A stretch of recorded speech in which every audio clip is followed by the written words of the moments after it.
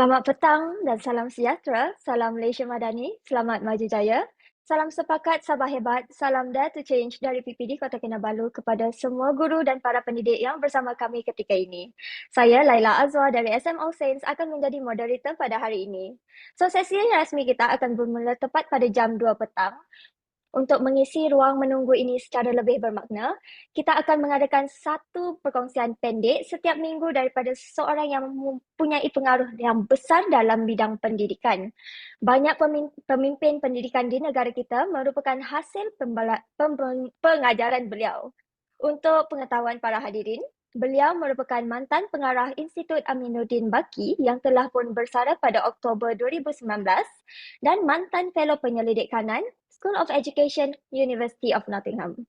Atas kewibawaan beliau, sekarang beliau merupakan salah seorang daripada ahli dalam Majlis Penasihat Pendidikan Kebangsaan MPPK. Tanpa membuang masa, dipersilakan Dato Dr. Mehander Singh untuk sesi Snippets Reflect On yang bertajuk Grassroots Model for Strategy Development. Dipersilakan, Dato. Terima kasih Puan Laila, moderator kita untuk hari ini, dan terima kasih kepada semua kerana dapat bersama dalam sesi kita pada petang ini, petang Khamis ini. Dan juga pembentang kita pada hari ini, Puan Susan, is it? Ya, pembentang kita, tahniah kerana dapat bersama dengan kita. Tuan-tuan dan puan-puan, dalam banyak perbincangan saya, maka saya terpanggil untuk melihat bagaimana kita dalam membina satu strategi.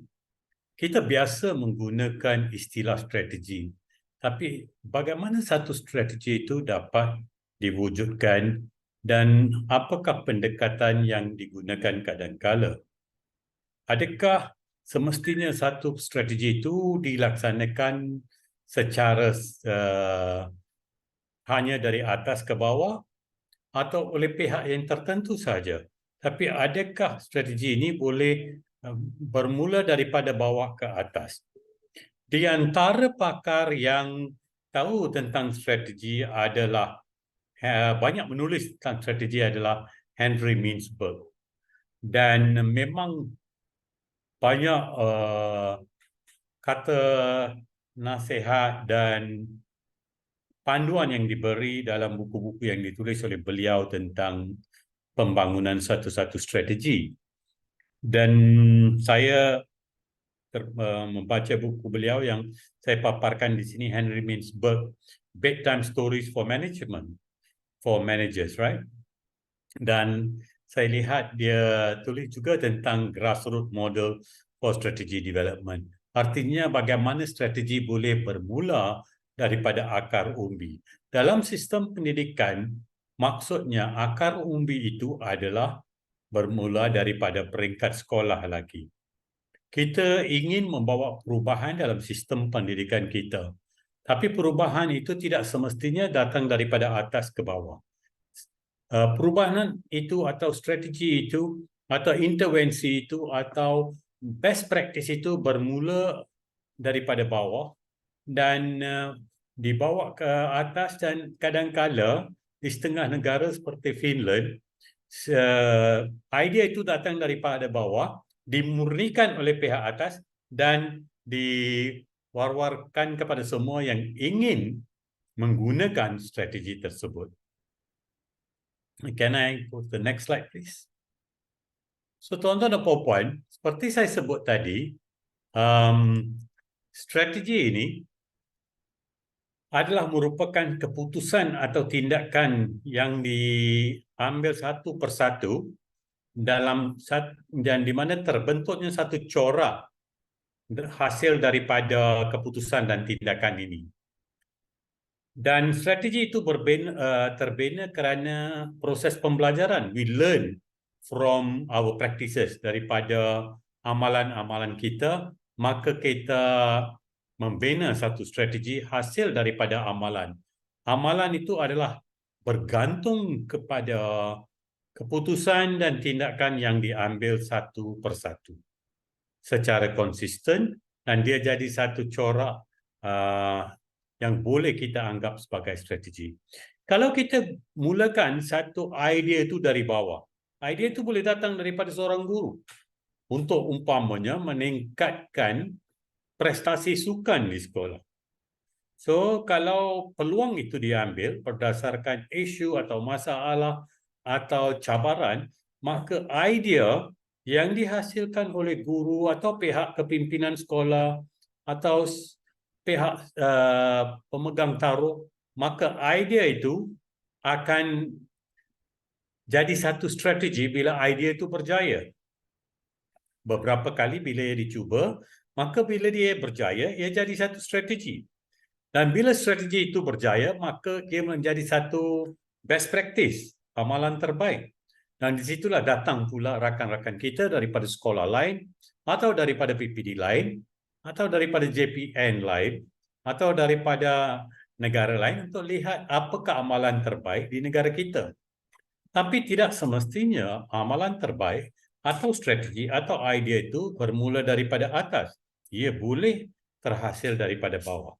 Dan kalau segala ini berlaku, maka apa yang diharapkan tentang kemenjadian murid atau desired outcome atau keberhasilan organisasi atau institusi akan menjadi satu realiti. So, ia seperti strategi ini adalah sama seperti kita tanam sesuatu dalam kebun kita, ya. So, macam-macam idea boleh terbenam dalam sebuah organisasi. Dan idea itu kita biar idea itu muncul dan terus berkembang.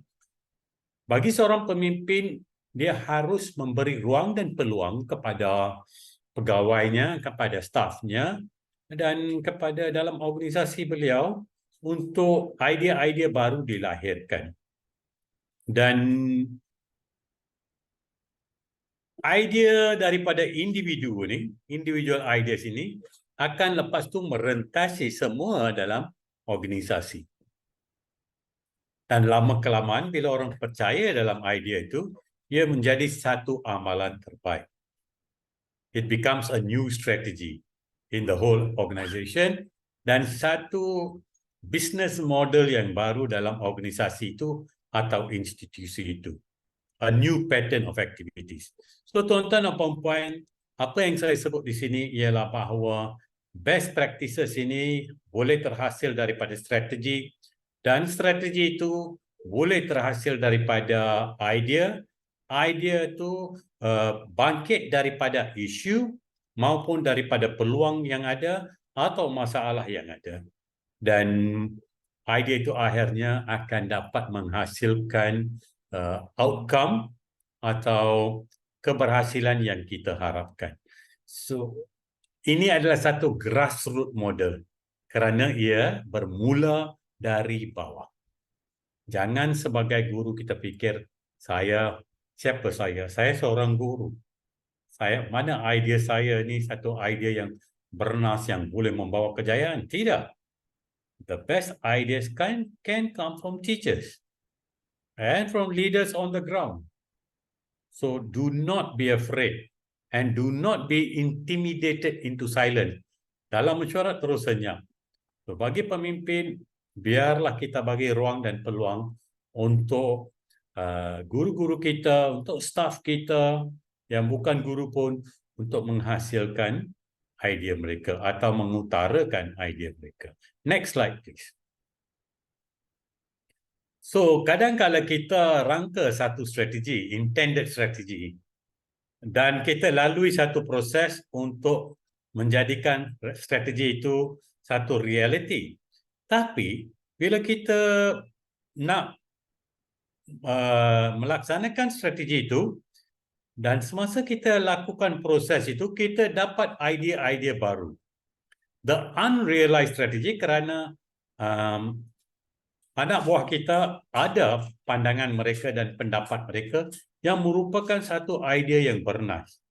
So that becomes an emergent strategy, bukan yang deliberate strategy, seperti yang dirangka, yang dirancang, tapi datang daripada anak buah. Dan kita, kalau kita sebagai pemimpin, kita terima dan kita cuba. Di mana emergent strategy itu menjadi pula deliberate strategy. Emergent strategy ini datang daripada anak buah dalam organisasi. Sesuatu yang kita tidak harapkan. Kenapa? Kalau kita lihat dari perspektif PDP, orang yang terbaik walaupun pemimpin sekolah dan lapisan pasukan pemimpin sekolah ni diterima sebagai instructional atau pedagogical leader, kita tidak boleh ketepikan idea tentang PDP daripada guru. Because they are on the ground, mereka dalam kelas, mereka tahu apakah cabaran, apakah latar belakang murid dan bagaimana kita nak mengatasi isu-isu dan cabaran. So we work as a team. We work as a team dan kita menghormati idea daripada setiap individu. Right? Next slide, please. Umpamanya baru ni dilancarkan framework kerangka bagi kurikulum persekolahan yang akan dilaksanakan pada 2027. Ini adalah satu idea atau satu kerangka untuk mendapat pandangan daripada guru-guru. That means the grassroots model.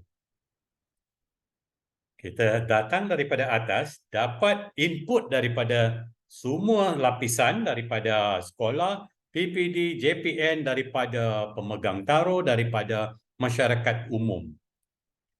Untuk mendapat pandangan yang bernas daripada individu dan masyarakat dan organisasi, NGO dan sebagainya. So, ini adalah peluang bagi semua guru untuk memberi pandangan mereka. Saya sentiasa pegang kepada satu ungkapan atau kata hikmah. Asalnya, kata hikmah ini adalah daripada negara Afrika. Ia berbunyi, it takes a village to raise a child. It takes a village to raise a child. Saya tambah, it takes a village to raise a child and a nation to build an education system. So, untuk membina education system, ia menjadi kewajipan dan tanggungjawab semua untuk memberi idea yang bernas, untuk membina satu sistem pendidikan yang menyerlah, yang boleh menjadi kebanggaan negara kita. So, it takes a village to raise a child. It takes a nation to build an education system. So everyone matters in giving their input.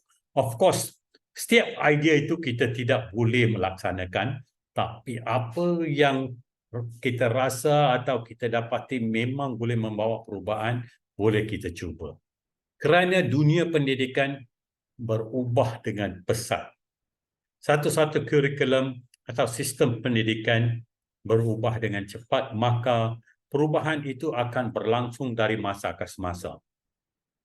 Kerana perubahan di luar sana sentiasa berlaku. Ada seorang pakar pengurusan dan change management, dia katakan, if the change on the outside is greater than the change on the inside, the end is near. Kalau perubahan di luar sana, contoh, saya bagi contoh tentang AI, banyak perubahan berlaku dalam bidang korporat, dalam masyarakat biasa, dalam kalangan kanak-kanak, dalam kalangan guru. Maka dalam sistem pendidikan, kita perlu menyahut cabaran untuk juga lihat apa perubahan yang terbaik kita boleh bawa hasil daripada perkembangan artificial intelligence. Kita tidak mahu terperangkap dalam kata hikmah yang saya sebut tadi. If the change on the outside is greater than the change on the inside, the end is near. Artinya kita akan ketinggalan. Maka kita tidak boleh tertinggal daripada perubahan. We must always be ready for change. Bagi anak murid yang ada bersama kita dalam sesi hari ini, remember that you have to be always ready for change. Untuk setiap sesi yang dilaksanakan untuk CDL Sabah, saya pasti murid-murid yang ada bersama kita memahami bahawa perubahan-perubahan yang berlaku maupun dalam silibus, kandungan, cara mengajar, style mengajar, strategi belajar, dalam soalan yang berbentuk kebat dan sebagainya, maka anda perlu bersedia. Kalau anda ingat, saya sebut minggu lepas, apa maksudnya, apa definisi oleh seorang ahli falsafah Greek tentang nasib, luck. Luck is when preparation meets opportunity. So, gunakanlah segala peluang-ruang dan peluang yang ada. Sesi CDL Sabah adalah satu ruang dan peluang untuk semua pelajar. So, belajar dan gunakan secara sepenuhnya, optimalkan pembelajaran. Of course, ya, mungkin anda tidak akan dapat 100%, tapi apa jua yang anda pelajari daripada sesi-sesi ini akan membawa satu perubahan untuk anda bersedia dalam pagi peperiksaan SPM. Bagi guru-guru, jangan lupa bahawa anda boleh beri idea. Anda boleh mengupas satu idea untuk menjadi strategi. Anda boleh membawa strategi itu untuk menjadi amalan yang terbaik. Dan jangan lupa bahawa bila jadi amalan terbaik, kita akan ke arah kemenjadian organisasi dan kemenjadian murid untuk mencapai matlamat organisasi dan matlamat pendidikan negara kita. Next slide, please. So, tuan-tuan dan puan-puan, kita boleh dapat ilmu daripada pelbagai. Bacalah makalah-makalah dan majalah untuk mendapat apa pandangan orang ramai tentang apa yang dihasratkan oleh Kementerian Pendidikan. Member kita bukan dalam satu sistem untuk sentiasa nak menuding jari dan mencari kesalahan. If it takes a nation to build an education system, maka kita semua ada peranan. Marilah kita sama-sama beri idea-idea yang bernas. Tapi pada masa yang sama kita harus percaya, kita harus terima bahawa bukan semua 1001 idea itu kita dapat laksanakan. Tetapi yang terbaik kita ambil apa yang sesuai dan sudah pastinya idea yang terbaik ini akan dapat melipat gandakan usaha sistem pendidikan kita untuk mencapai hasrat negara kita. Next slide, please. So, tuan-tuan dan puan-puan, seperti biasa, jangan lupa bahawa ilmu itu kita boleh dapat daripada pelbagai sumber termasuk makalah, majalah, jurnal, daripada buku dan juga daripada sembang profesional kita dengan rakan-rakan. Minum teh sambil sembang, itulah akan membawa perkembangan minda kita. Remember, books are the training weights of the mind. Kalau kita nak kuatkan otot, kita pergi ke gym. Kalau kita nak menguatkan minda kita, ilmu kita, maka buku adalah beban latihan untuk minda kita. So remember, always be positive, and it is easier to build strong children than to fix broken adults. Dan bagi kita semua guru, jangan lupa, if a child can't learn the way we teach, maybe we should teach the way they learn. Itu saja daripada saya pada hari ini. Sekian, terima kasih. Okey, terima kasih Dato atas snippets tadi. Ia memang sungguh bermakna dan saya yakin ia akan terus memberi inspirasi kepada kami semua.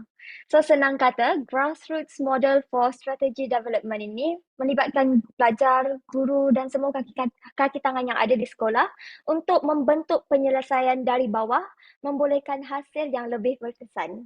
So, semoga kita terus mengorak langkah mencari ilmu untuk menjadi seseorang yang berinovasi, berwawasan dan berilmu. Terima kasih sekali lagi kepada Dato Dr. Mehander atas sesi perkongsian tadi. Tanpa membuang masa, kita teruskan lagi sesi hari ini. Sekali lagi, selamat petang dan selamat sejahtera. Salam Malaysia Madani. Salam anak baik lagi cerdik. Selamat maju jaya. Salam sepakat Sabah hebat. Salam Dare to Change dari PPD Kota Kinabalu. Salam CDL Cikgu Mitra Tabang. Kepada yang berbahagia Dato Dr. Amin Senin, pengasas CDL. Penceramah jemputan mingguan kita, Dato Dr. Mehander Singh. Penceramah CDL Siri ke-56, Puan Susan Chin Syukman. Puan Elsie Sharon Gilok, Koordinator CDL Cikgu Mitra Tabang Sabah. Para pengetua dan guru besar, para pendidik dan semua murid yang sudi bersama kami pada hari ini. Saya, Laila Azwa dari SMO Sense, akan menjadi moderator pada hari ini.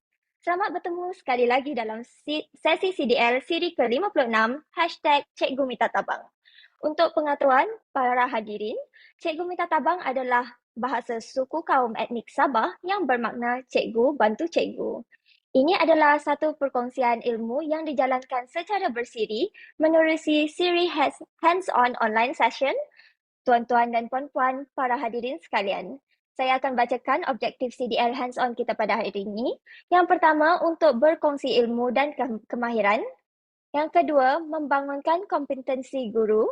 Yang ketiga, meningkatkan keupayaan. Dan keempat, terakhir sekali, membina jalinan dan jaringan yang berterusan. Cikgu-cikgu boleh scan QR code dalam paparan untuk join grup Telegram atau WhatsApp rasmi CDL. Di sini anda akan dapat maklumat terkini tentang siri perkongsian terkini CDL.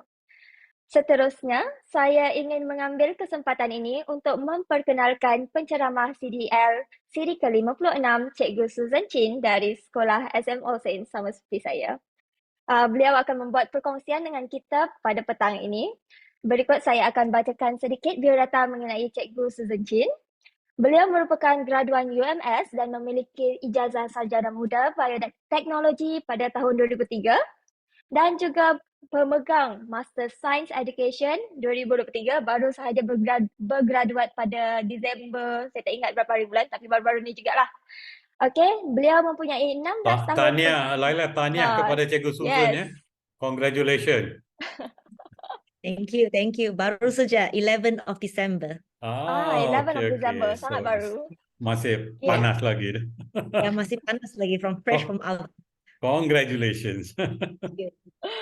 Okey, so Cikgu Susan mempunyai pengalaman 16 tahun mengajar sains dan kimia, merupakan seorang guru Cemerlang Kimia dan merupakan seorang guru kanan mata pelajaran di SMO Sains, merupakan penggumbal modul kimia JPN, penulis modul dan buku rujukan kimia bagi penerbit Pelangi, merupakan pengerusi Majlis Guru Cemerlang KK, jurulatih utama negeri KSM Kimia dan juga merupakan guru inovatif pada tahun 2020, pemenang Malaysian Torrey Science Foundation Award dan merupakan pemenang UMS Best Student Award 2023.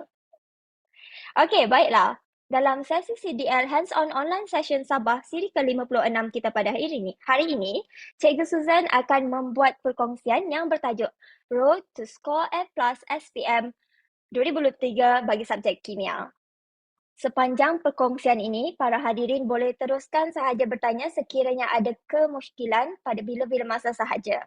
Boleh menaip soalan anda pada ruangan chat yang ada dan saya kalau ada masa, kalau ada ruang, saya akan cuba bacakan soalan anda ataupun Cikgu Susan akan terus respond to your questions kalau ada ruang dan peluang. So, saya ingin persilakan Cikgu Susan Chin untuk memberikan perkongsian beliau. Silakan Cikgu. Alright, izinkan saya share bahan dulu. Okay, boleh nampak skrin dengan jelas? Boleh. Okay, a very good afternoon to all of you. Selamat tengah hari. Okay, kita akan fokus kepada excel in chemistry. How do we get excellent in chemistry?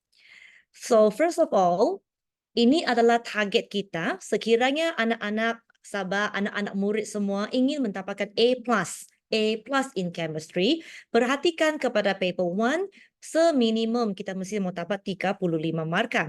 And then for paper 2, try to score 85 marks. Untuk yang kertas 2, cikgu sarankan kamu fokus kepada soalan struktur. Dalam soalan struktur 60 markah itu, seboleh-bolehnya kita punya target ialah 55 markah. Ia akan membantu kita push forward A and above. And then untuk ujian amali yang baru-baru saja limpas tadi, senangkan soalan dia. Okay, kita telah buat yang kadar tindak balas. Cikgu tengok itu soalan pun tidak susah. Senang untuk murid mendapat markah, hanya ada sedikit perbezaan ialah dari segi graf. Tapi saya yakin, cikgu yakin anda semua mesti boleh mendapat sekurang-kurangnya 11 markah yang ke atas. Okay, kenapa chemistry susah? We always listen to student complain to us, chemistry susah lah. No, actually they are basic. Okay, kenapa susah? Sebab cikgu perasan ada beberapa masalah yang macam Dato kata from the root. Okay, we also have the problem from the root. Okay, number one, students suka simply shooting the objective question. Kenapa? Sebab mereka belum bersedia. Okay, mereka tidak begitu bersedia, maka mereka sebarangan menembak soalan objektif sahaja. Jangan tembak soalan objektif. Cikgu ada intervensi untuk dia. Kedua, rata-ratanya most of the students are not good in balancing the chemical equation. Sebab bagi murid, dia nampak persamaan kimia hanya cikgu hafal, susah mau hafal, sejarah hafal, ini hafal, semua hafal, kimia pun hafal. No, we have another approach. Kita ada cara intervensi dan cikgu telah menghasilkan satu bahan inovasi. Biarpun kamu belum lagi mendapati ataupun membeli bahan inovasi tersebut, konsepnya mudah sahaja. Nanti cikgu share video, kamu boleh lihat di situ. Dia adalah sejenis game menggunakan warna, konsep warna, okay, untuk membina konsep untuk seimbangkan persamaan kimia. Number 3, students are blur in calculation steps. Okay, so ini pun sebenarnya dalam kimia, calculation merupakan soalan bonus. Okay, as we look at the syllabus, kita akan nampak di Form 4 and Form 5 topik di mana banyak topik sebenarnya melibatkan calculation. Kalau student boleh master your calculation, maka kamu akan dapat banyak markah di situ. Yang keempat ialah soalan justification. Okay, soalan simple, tetapi apabila student read the question, dia akan terkejut. Apa saya harus mau jawab? What should I say? Okay, sebenarnya soalan justification ada dua jenis. Jenis yang pertama, kamu hanya perlu berdasarkan kepada kehendak soalan, answer to the question. Type 2, kamu boleh memberi jawapan yes or no.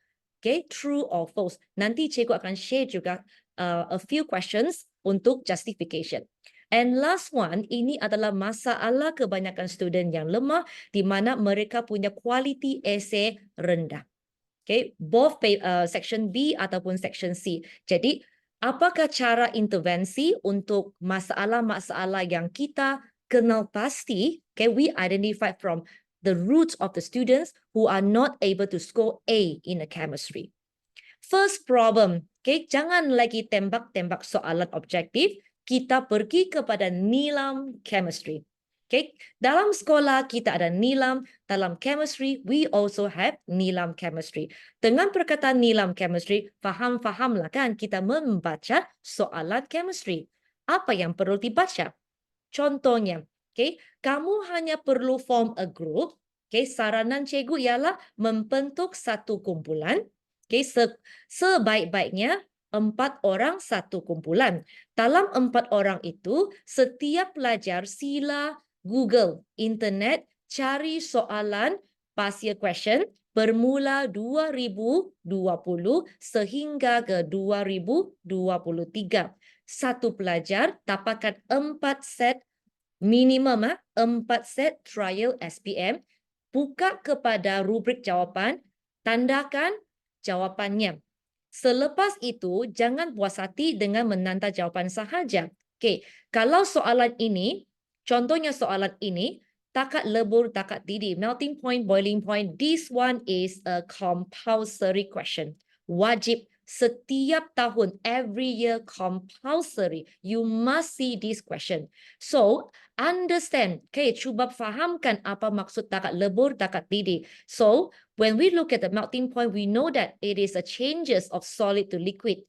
Okay, melting point, solid to liquid, boiling point, liquid to gas. Maka kita tetapkan dalam room temperature. Let's say our room temperature is 30 degrees Celsius. Bandingkan contohnya substance P. Okay, in room temperature, okay, by negative 17, okay, it is a melting point. Maknanya pada suhu negatif 17, P ini merupakan liquid. P adalah cecair pada negatif 17. Pada 58 degree Celsius, barulah liquid itu bertukar menjadi gas. Jadi tanya diri kita, what happened to the substance P when it is 30 degrees Celsius? Apabila suhu 30 di antara sini, adakah P sudah membentuk gas? Jawapannya belum lagi kan? Jadi P adalah masih dalam keadaan liquid. Jadi catatkan maklumat itu di dalam soalan Anda dan lepas kita kumpulkan semua bahan ini, ia akan menjadi satu bahan nilam kimia yang baik.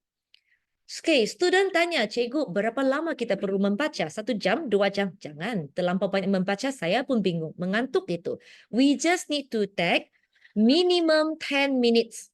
Okay, minimum 10 minutes sahaja setiap malam.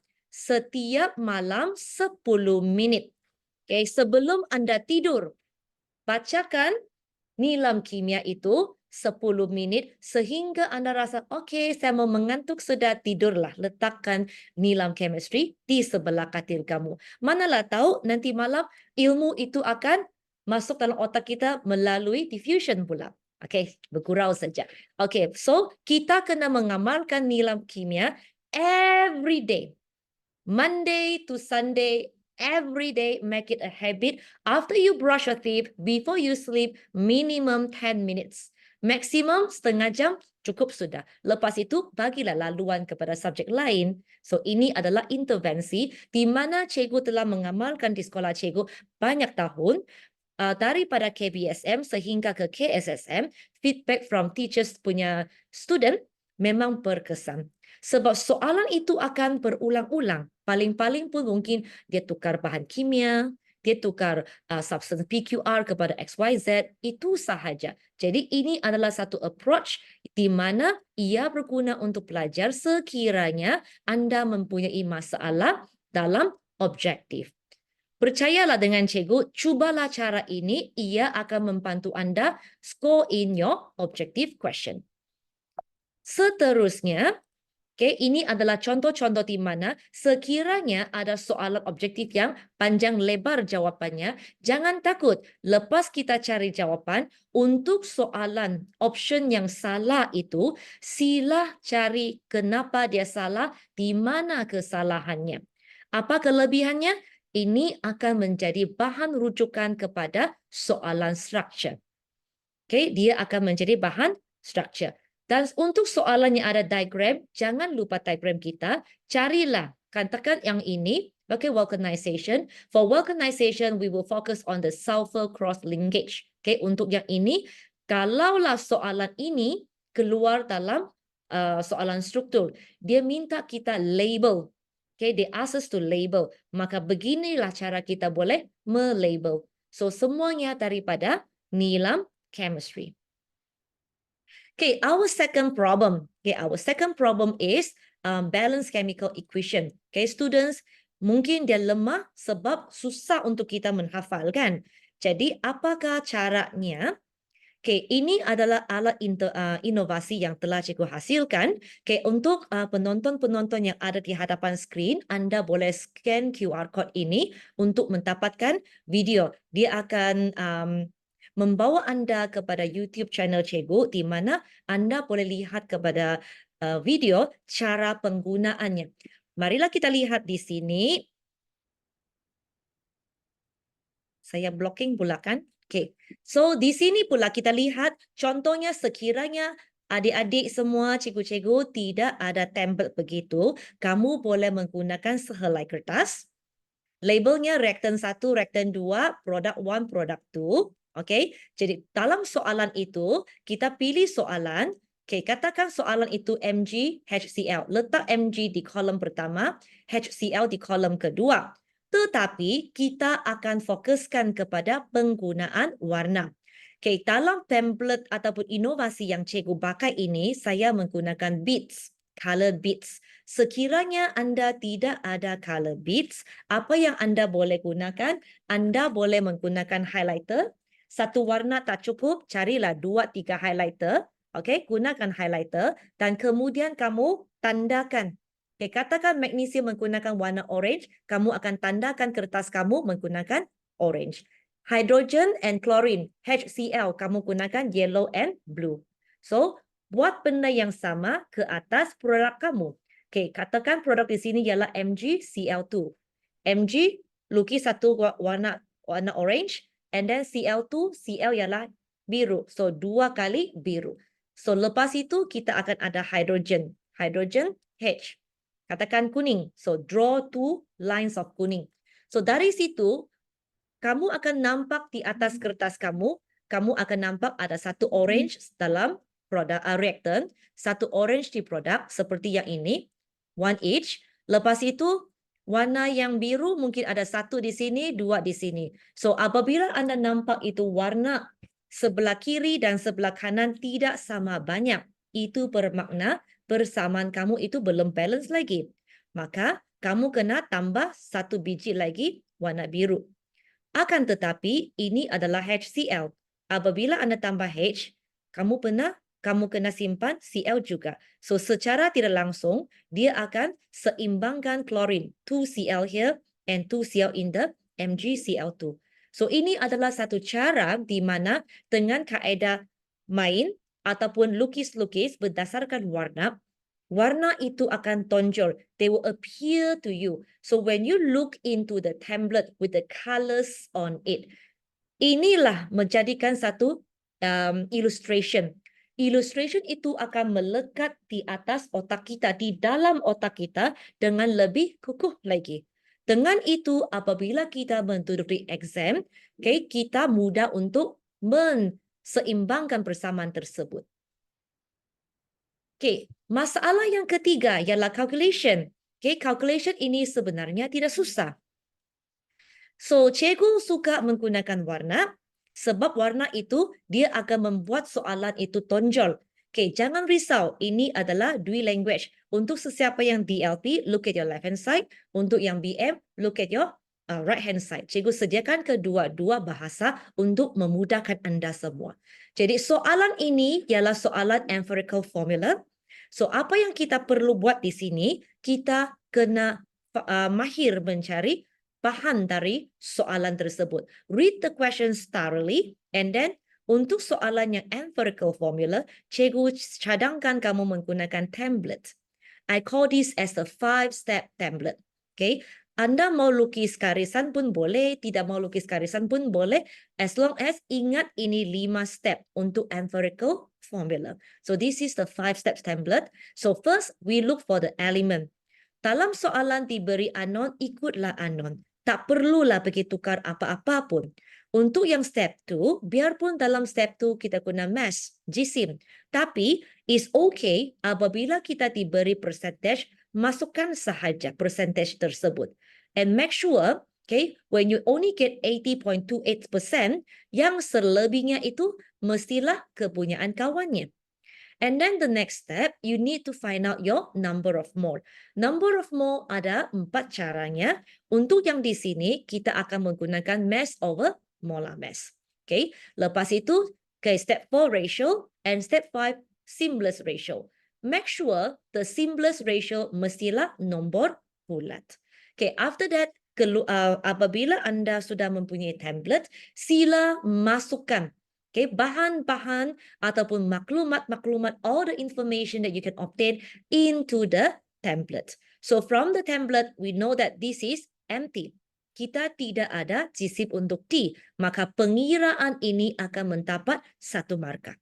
Immediately, you will get the 1 mark.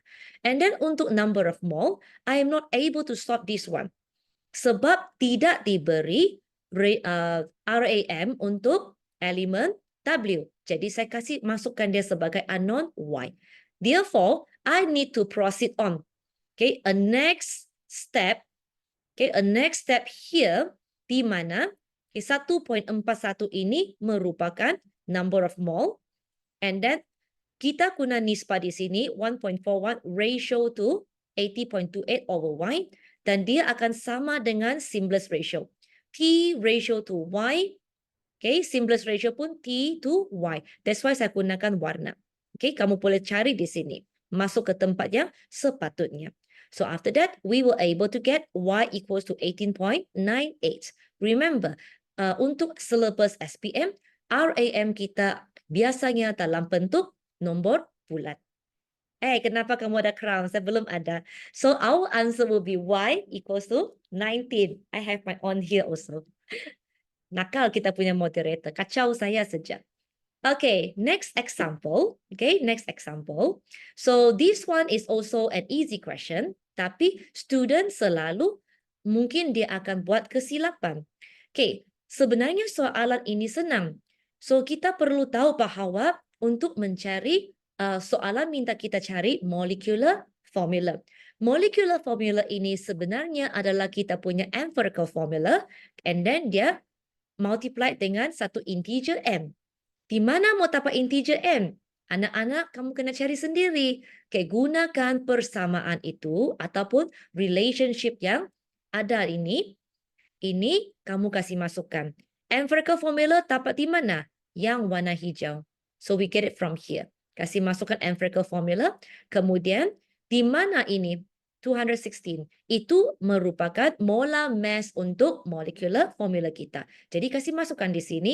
Kamu akan buat pengiraan numerical and then you will get the answer n equals to 2.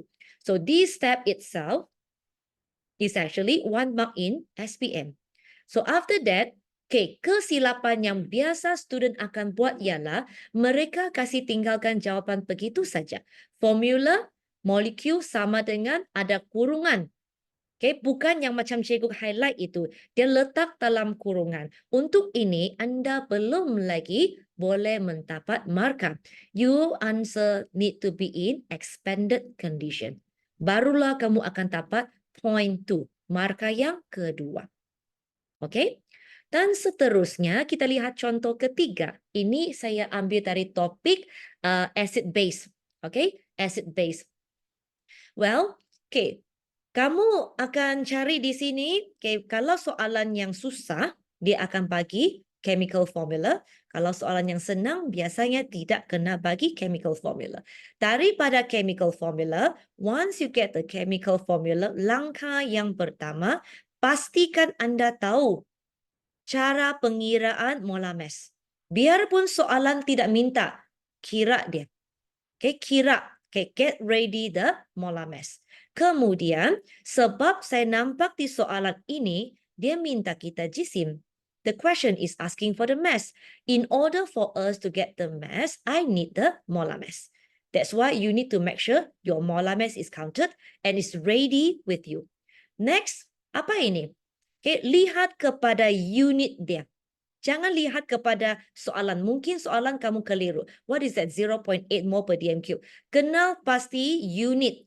Apabila anda nampak mol per dm cube itu melambangkan big M. Big M ialah kepekatan. Dia merupakan kepekatan. Okay. Kemudian, okay, 500 cm cube. Asalkan kamu nampak cm cube ataupun dm cube. And the keyword is solution. Dia mestilah maklumat untuk big V, iaitu volume of the solution. So sekarang kita ada M, kita ada V, maka kita boleh mendapat bilangan mol. Okay, we need to get the number of mole, then only we are able to get the mass. Okay, dalam formula tersebut. Kalau kita tidak menggunakan highlighter, kita tidak menggunakan garis, sometimes when you are nervous in your exam, plus the question is 2-layer, 2 language, dia bertindih, kamu akan rasa nervous. You may be overlook the information. That's why to overcome the problem, please either you underline the information or get ready highlighter. I like to use highlighter because when we highlight the information, they will appear to us. We will not miss out the information easily. Okay, next one. Problem number 4, justification. Ini sebenarnya soalan senang tetapi student kata susah untuk mendapat markanya. Mari kita lihat. Okay, contoh yang pertama, okay, ini buah-buahan. Okay, kita lihat kepada soalan, biasanya keyword. Kamu nampak wajarkah? Okay, justify. Ini merupakan soalan kebat ataupun soalan wajaran justification. Di mana dalam rubrik pemeriksa selalunya diberikan 2 set jawapan. You can answer yes, you can answer no. Sekiranya pelajar kata, cikgu saya betul-betul tidak tahu macam mana menjawab, at least please provide your answer. Point 1.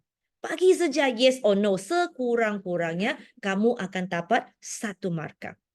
Okay, untuk penerangan, apabila anda justify, memberi wajaran kepada pemilihan anda, sekiranya kamu kata, saya setuju menggunakan itana tiruan. It's a chemical. Okay, I am okay with the usage of artificial eating.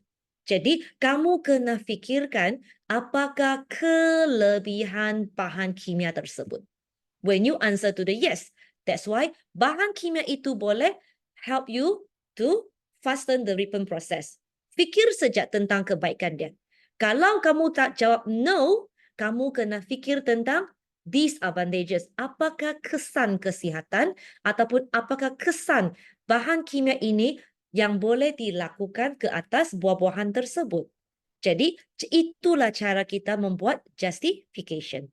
Okay? Satu contoh yang lain. Okay, untuk yang ini, kasut. Okay, kasut ini. So, we have 2 types of rubber.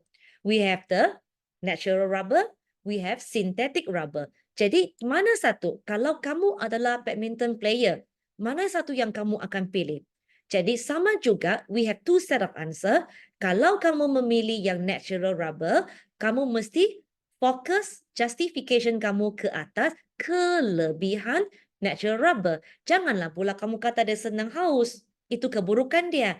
Cakaplah kelebihan dia. Bayangkanlah kalau saya tua-tua sudah, saya cikgu yang tua, saya berdiri sepanjang masa dalam kelas, bukankah sakit lutut? Jadi saya perlu kasut yang natural rubber sebagai tapak dia. Apabila saya berdiri, saya akan rasa comfortable. Nah, itu kelebihan dia. Okay.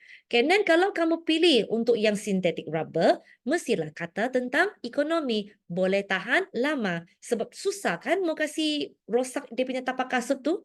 Mungkin kamu pakai 3 tahun pun belum haus lagi. Nah, itu kelebihan kalau synthetic rubber. So sebenarnya dalam soalan begini, dia banyak pilihan, banyak option untuk jawapan dia.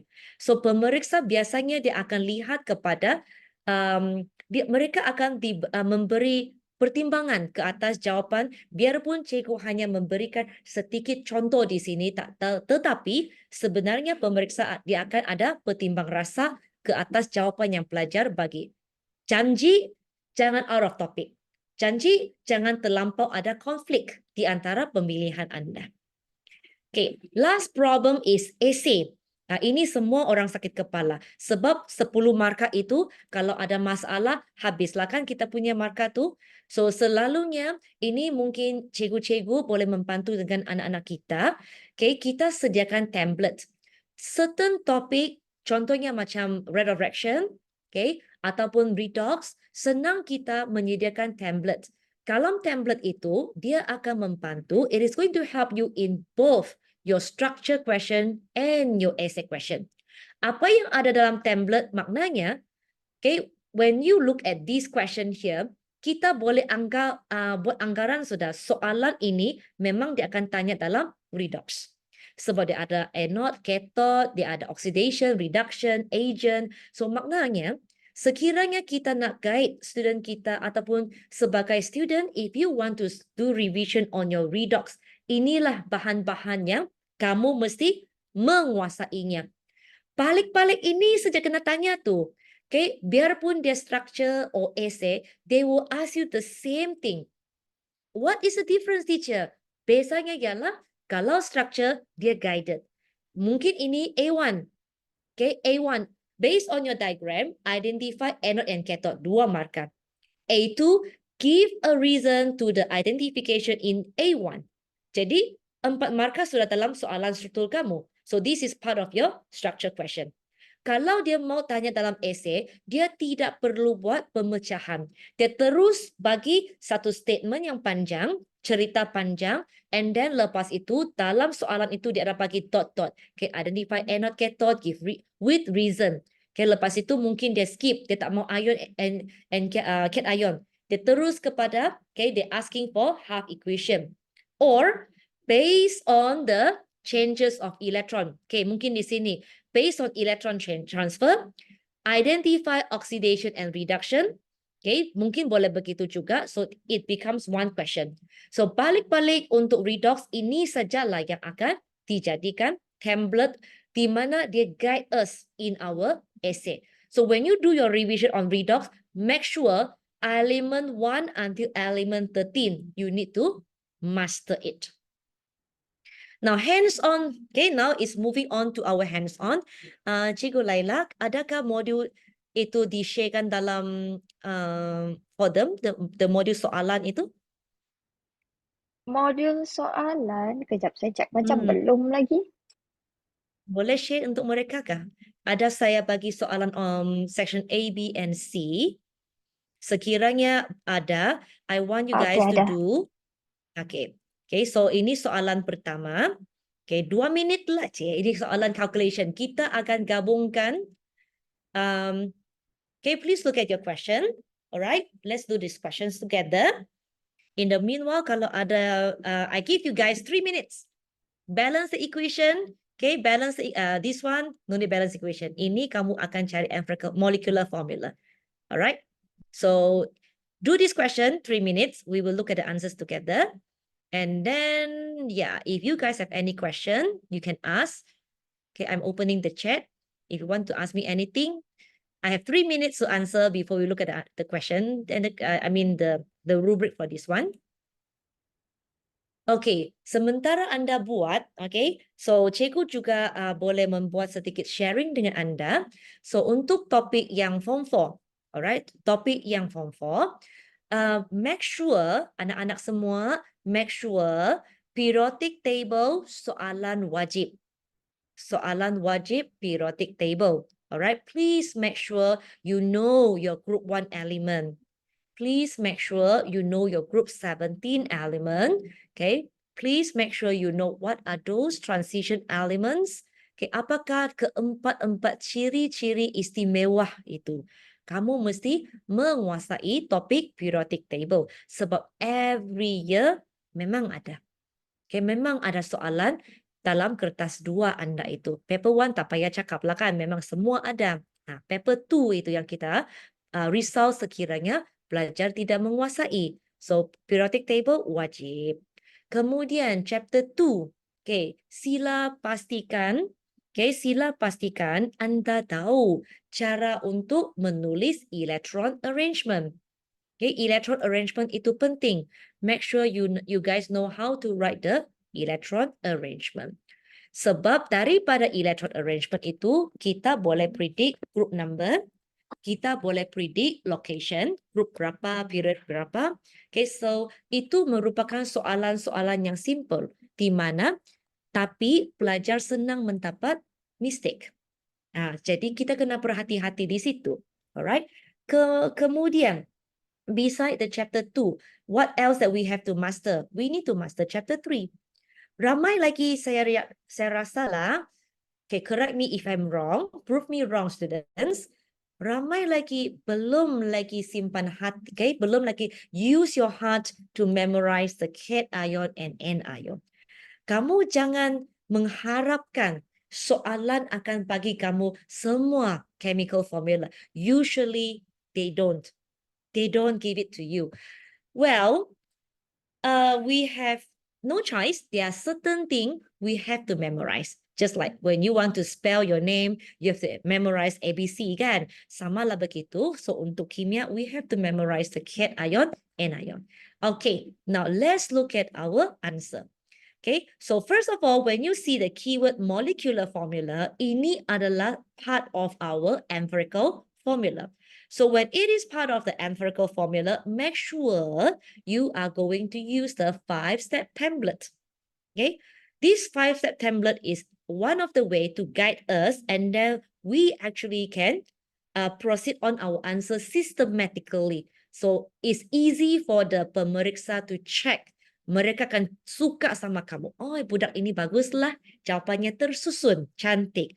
Alright. After that, from the question, you can see carbon and hydrogen, which I'm using 2 different colors to differentiate them. And try to get the information for carbon. Okay, the gram. Usually, dia akan letaklah jisim bersama dengan unsur tersebut. Masukkan jisim di sini. Another jisim, 0.28 for the hydrogen. Okay, so once you get this one, immediately you guys are going to calculate the number of mole. So from the number of mole, you proceed on with the the ratio of mole. Okay, kalaulah ratio of mole ini ada decimal, barulah kita akan lihat cara untuk mengubahnya kepada simplest ratio. Adik-adik semua, sekiranya di sini, di ratio of mole, if you see 1.5, okay, jangan terus pergi round off menjadi 2. Jangan. Okay, 0.5 round off to 2, dia punya gap terlampau besar. Memang salah itu. Okay, multiplied by 2. So it become 3. Alright, so have to be careful with that one. So here, with the 5-step template, anda sudah mendapat 2 markah. It's quite easy. Okay, janganlah randomly tulis sana sikit, sini sikit. Nanti kamu sendiri akan keliru. Di mana jawapan kamu? Next, okay, from here, from the 5-step template, we have already obtained our empirical formula. So from the empirical formula, put it into the relationship. This relationship, you need to remember. Okay, so from the relationship, we are finding out the integer. Once you get the integer, ingat, jawapan akhir untuk molecular formula mestilah dalam bentuk expanded. Don't leave your answer like what I'm pointing now. Cannot. Don't leave it like that. You are going to miss your point 4. Okay? Okay, ini adalah BM version ya. Kamu boleh cek kemudian nanti dalam YouTube channel. Okay, ini adalah ultimate questions for SPM level. Nah, ini ialah bentuk SPM level punya question. Dia bagi statement bla bla bla bla bla, panjang gila statement dia. Okay, anda cuba buat. I believe some of the school maybe you get my module earlier, so you have all this ready with you. Okay, biasanya dia akan tanya soalan, okay, persamaan kimia, ionic equation. So ini yang akan jadi masalah kepada some student. Dia tidak tahu cara untuk mengenal pasti excessive case. Okay, how do we know whether it is excessive or not? Usually, cara yang paling simple, when you calculate and you get 2 number of mole, the higher number of mole usually is always excessive. Okay, second tips, if in your chemical reaction, you are given a metal and a solution. Usually, cikgu tidak kata semestinya, biasanya solid akan dijadikan excessive. Why ya cikgu? Because if we add in the solid into the solution, it will be easier for us to see whether any extra solid further dissolve in the solution or not. Kalau kita terbalik, kita gunakan solution sebagai excessive, plus the solution is a colorless one. Kita kata, okay, acid lah contohnya. We have hydrogen ion to react with the magnesium, the reactive metal. Macam mana saya mau tengok hydrogen ion? Hydrogen ion itu colorless. I cannot see. Jadi saya tidak tahu sama ada masih ada ekstra kah? Ataupun itu reaction ngam-ngam habis. Maybe you say, teacher, I can see the bubbles ma. If the chemical reaction not produce any more colorless bubbles, habislah. Yes, I can only, based on the observation, telling you that the chemical reaction is completed. However, I am not sure whether the final product, do I get the maximum volume of gas or not? That one I am not sure. But if I am using the metal, kalaulah pepejal itu menjadi excessive, kita kasih masukkan pepejal ke dalam asid, kita campur gaus sehingga no more bubbles, dan pada masa yang sama masih ada solid di situ. Double confirmation, chemical reaction is completed and maximum volume of hydrogen gas is produced. Itu yang kita mau pastikan. Alright? Then after that you see, okay, we will relate the question, biarpun ini soalan precipitation dalam topik chapter 6 form 4, but we will still relate to your form 4 chapter 3. Ingat ya, form 4 chapter 3, form 4 chapter 6, and also form 4 chapter 7, 3 topik itu banyak soalan penghitungan. Same thing goes to your form 5, redox kita ada sedikit pengiraan, carbon compound pun ada pengiraan, thermochemistry a lot of calculation. That's why kenapa cikgu mestikan anda kalau boleh master your calculation skill, because here a bit, there a bit, banyak markah di situ. Alright, so this is a very complicated question. So let's see how are we going to get the answers. Okay, cikgu guna yang English version. Okay, ada BM version di slide kemudian juga. So we are trying to get the informations from here. Usually, equation di sini sudah. Usually, we try to get the information. You either can see the number of mole ataupun jisim dia selalu melekat dengan soal dengan bahan kimia dia. That's why I will color this as purple color, and this is the information for the silver nitrate. So silver nitrate, jangan lupa chemical formulanya, jangan salah ya. Okay, and then after that, the second information that we can get is here, potassium chloride. Okay, so double check potassium chloride. This is the chemical formula. Untuk yang precipitation is actually an exchange partner program di mana silver dia tukar partner dengan chloride. That's why this one is going to form a precipitate. Student will ask me, teacher, how do I know precipitate or not? Again, you have to memorize. Okay, under chapter 6, remember they are list of precipitate with the color. Itu adalah tugas kamu sebagai murid untuk ingat. Okay, tulis chemical formula tersebut and highlight dengan menggunakan warna. Ia akan membantu kamu mengingat dengan lebih mudah lagi. Alright. Okay, and then after that, alright. Here, cikgu, bagaimana kita membentuk ion equation dengan senang? What is the method? Okay, senang sahaja. Okay, when you are having a balanced chemical equation, first of all, when you see AQ, it means ions are free to move. So you can label Ag plus, NO3 negative. Same thing goes to the second chemicals. AQ, again, it is a solution. Maknanya, K plus Cl negative bergerak secara bebas. However, when you go to AgCl, this is a precipitate, a solid. Biarpun dia merupakan ionic compound, however, the cation and the anion are bonded together, kena ikat kuat-kuat. Tak boleh bergerak. Mau lari pun tak boleh, kena super glue sudah. That's why we don't expect any free moving ions. Ag tak boleh membentuk Ag plus di sini. Chlorine pun tak boleh membentuk chloride. No way. Dia kena ikat. Pakai tali lagi. Kasih kau-kau dia macam itu. So no more. Next one, we have AQ again. So ini ialah K positive and the partner is NO3 negative. Kenapa kita mau pecah-pecah kepada ion dia? We want to do comparison. Ag tadi, apabila dalam bentuk reactant, this is Ag plus. But in the product, it becomes Ag kena ikat. You cannot see the charge here. So there is a change. Ada sedikit perubahan. From Ag plus become Ag nothing here. I saw. Tapi NO3 beginning dia adalah NO3 negative one. Sebab saya kasih pecah dia kan. I kasih pecah dia menjadi ion. So ia akan menjadi NO3 negative. Di sini pun NO3 negative. Ada perubahan kah? I saw tidak perubahan. No changes. This kind of ion, ambil pen merah kamu, potong dia. Potong. That's why you will see that nitrate tidak wujud di ionic equation. Kena buang sudah. Okay, they are no more in the system. Same thing goes to your potassium. This one is K positive. Sini pun K positive. No changes. Okay, so kita buang dia. Buang. That's why you don't see K positive here.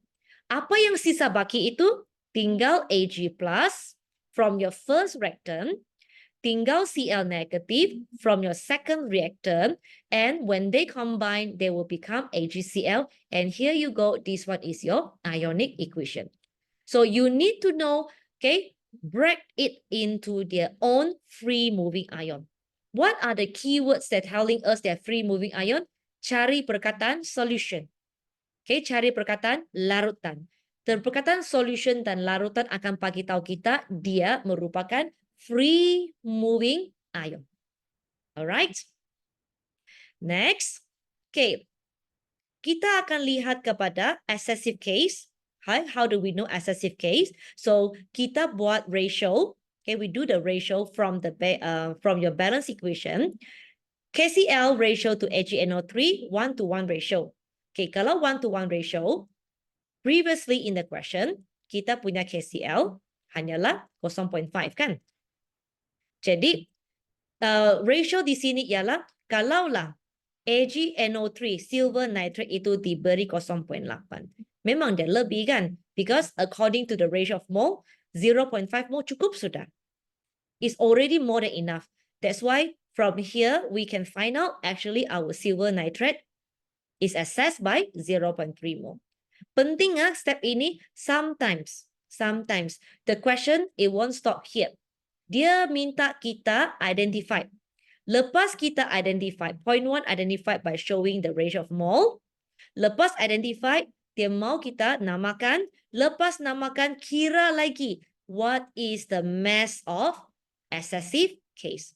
Ataupun what is the mass of wasted chemical. Sini kan, membazir sudah, kamu simpan terlebih-lebih. So from here, you need to multiply with the molar mass of silver nitrate. Then you will get another 1 mark. Okay? Next question, they are asking you for the white precipitate. Dia tidak akan bagi tahu kita ya, siapa itu white precipitate. No, they won't tell us. Okay?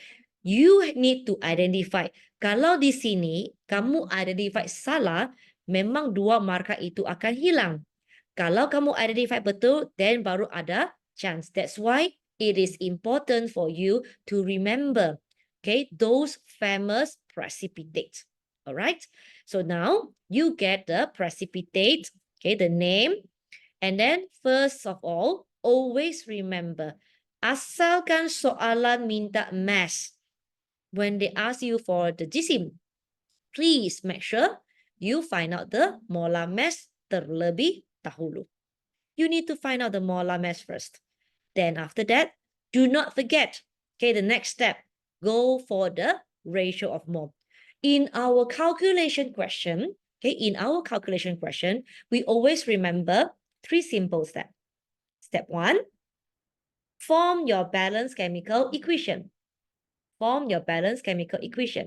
Step 2, play around with the number of mole, okay, the ratio of mole. Step 3, you solve your problem. Okay, mesti daripada persamaan kimia yang seimbang. Sebab di situlah kita akan mendapatkan ratio of mole yang betul. Okay, apabila kita perlu masukkan maklumat untuk ratio of mole, yang penting kita mesti ada number of mole. And this number of mole, you can get it from the question directly ataupun you have to do the calculation yourself. Lastly, step 3, solve the problem. In chemistry, untuk soalannya calculation, usually they're asking you for the mass. When they ask you for the mass, automatically you will think about mass over molar mass. Jisim bahagi dengan jisim molar. Number 2, volume of gas. Okay, so take the volume of gas means automatically in your brain you will have the 22.4 or 22 or 24 dm cube per mole. Itu ialah kita punya molar volume. Number 3, okay, MV per 1000. Okay, kalau itu soalan yang melibatkan solution, kamu akan menggunakan formula MV per 1000 for your paper 2. Another one, actually we have the number of particles divided by the Avogadro constant. But that one, it is also our calculation, just that it is more common in paper 1 rather than paper 2. Paper 2 jarang-jarang sekali dia minta kita mengira number of particles. Bolehlah, tapi jarang-jarang. Yang dia suka ialah mass, volume, MV per 1000. Okay, itu ialah basic skill yang kamu mesti ada. So far kamu okay kah? Ada kehilangan di mana-mana lautan ke or something like that? So far, any questions? Anything? Anyone want to ask anything? I only see like hello from Muhammad Hafzan. So far no question. Kalau no question, we will proceed on. Yeah. Pandai juga korang, okay? So next, we are going to move on with the mass untuk potassium nitrate, okay? Again, make it a habit. Whenever you guys are going to do the calculation, make sure you have the molar mass. Okay, get the molar mass. Okay, jangan kamu ingat senang benda ini. Sekiranya molar mass kamu salahkan, dia akan affect kamu punya calculation itu. Molar mass depends on your chemical formula. Chemical formula depends on your cation and ion. Kalau kamu tidak hafal, iso no more, habis markah kamu. Okay, tapi kan one good news is so far as I know, biasakan kalau kita di sekolah, the school marking is very strict kan. Whenever you do mistake in your balancing equation, salah chemical equation, all these ratio of mole semua salah kan, you get 0 marks. Your teacher will give you an X, a big X. Tapi as far as I know in SPM marking, dia tidak akan potong markah di ratio. Sekiranya ratio kamu ikut kesalahan di dalam balance equation. Okay, maksudnya sepatutnya KCl and KNOH, your potassium chloride and also your potassium nitrate 1:1 ratio. Tetapi in your balance equation, you have mistake. Maybe lah you put 2 KCl and 1 KNO3. So you didn't realize that you have mistake. You didn't realize that. So you put the ratio 2:1. Follow your equation. This ratio of mole, actually, we get it from the equation. So 1 mole potassium chloride react with 1 mole of potassium nitrate. That's why 1:1 ratio. Tapi sebab kamu buat kesilapan pada soalan persamaan kimia, kamu letak 2, 1. Jadi di sini pun jadi 2 kan? So it become 2. So your answer here is 0.5 and then this one become 0.25. Salah. But as far as I know, SPM marking, dia sudah potong markah kamu di persamaan kimia. They already penalty you. So here you will still get 1 mark. Masih ada markah di ratio of mole. Tetapi, again, ramai pelajar tak tulis ini. Dia tak tulis. Jadi mau tolong pun susah. You need to write it out. Okay, please make sure you write out your steps. Okay, another one thing that sometimes the examiner can help. Okay, contohnya di sini. Okay, this answer should be 50.5. Kalau kita ambil 0.5 multiply 101. Okay, jawapan should be 50.5. Tak tahulah kenapa student mungkin tersalah lihat calculator ataupun tangan dia pun tersasut ataupun dia nervous or whatever. Dia tulis 5.05 gram. 5.05 gram. Salah kan? Kalau ada langkah kerja, if you provide the working step 0.5 times 101, then barulah final answer. Sometimes the examiner can ada atas putih bicaranya, dia boleh membantu sebab memang langkah kerja betul.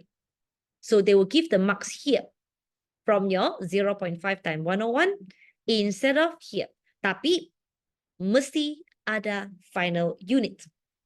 Kalau tiada final unit, biarpun jawapan kamu betul, you will still don't have any marks. No marks at all. Wajib ada unit. Okay, please get me right. Mesti ada unit. So, only sekiranya ada kesilapan di final answer di mana, okay, mungkin pemeriksa akan anggap kamu mungkin tersalah lihat pada calculator. Tapi dengan syarat, kamu mesti menunjukkan langkah kerja yang lengkap. If you have that, you will still get your marks in your point 2. P2 stand for point 2. Okay? Boleh faham kah? So far so good? Okay kah? Okay. Okay, next we will go to the questions yang justification pula. Okay, sekarang kamu jawab. Malas saya tanya soalan, tiada orang menjawab sama saya. Kamu malas di situ. Jadi sekarang kamu jawab soalan. Nanti saya panggil. Boleh nggak saya panggil begitu? Cikgu Laila, boleh kita pick student nggak from the YouTube kah, from the Zoom kah? Minta dia bagi jawapan Up to begitu. you. For me, up to Alright. you. Okay, I give you the chance. We cabut macam like lucky draw like that lah kan. This question is a simple question. Okay, I believe every one of you must know what is antacid kan. For those who have gastric problem, ada antacid kan. Okay, I think 4 minutes lah. 4 minutes from now. Okay, I look at my watch. Now is 3:01. No.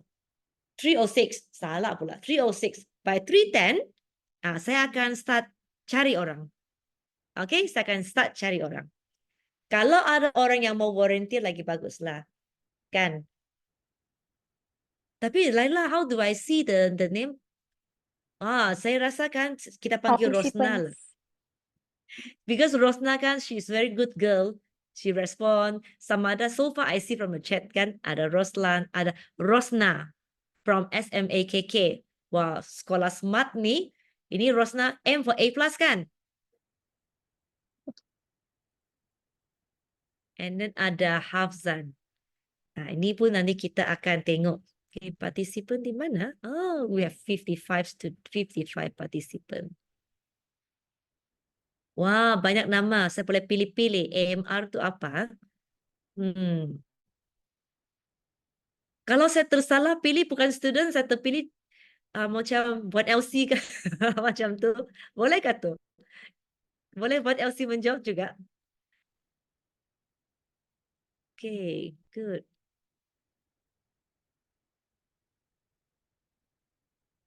Okay, kita masih ada 2 minit lagi. We have 2 minutes. Nanti kita tengok siapa yang, who is the lucky one. So that we can ask them to show. Okay. They can also open their microphone to speak kan, Laila? The participant. Yes, For boleh those- unmute. Okay. Tapi untuk Rosna, dia minta unmute. Saya dah... Rosna, macam dia, ada kah dalam sistem? Ada kah? Ada. We cannot talk. Oh, okay. Why she cannot talk? Mungkin Hazwani boleh cuba unmute semula. Hazwani, okay. Sudah, boleh cuba unmute semula. Rosna, want to try your answer?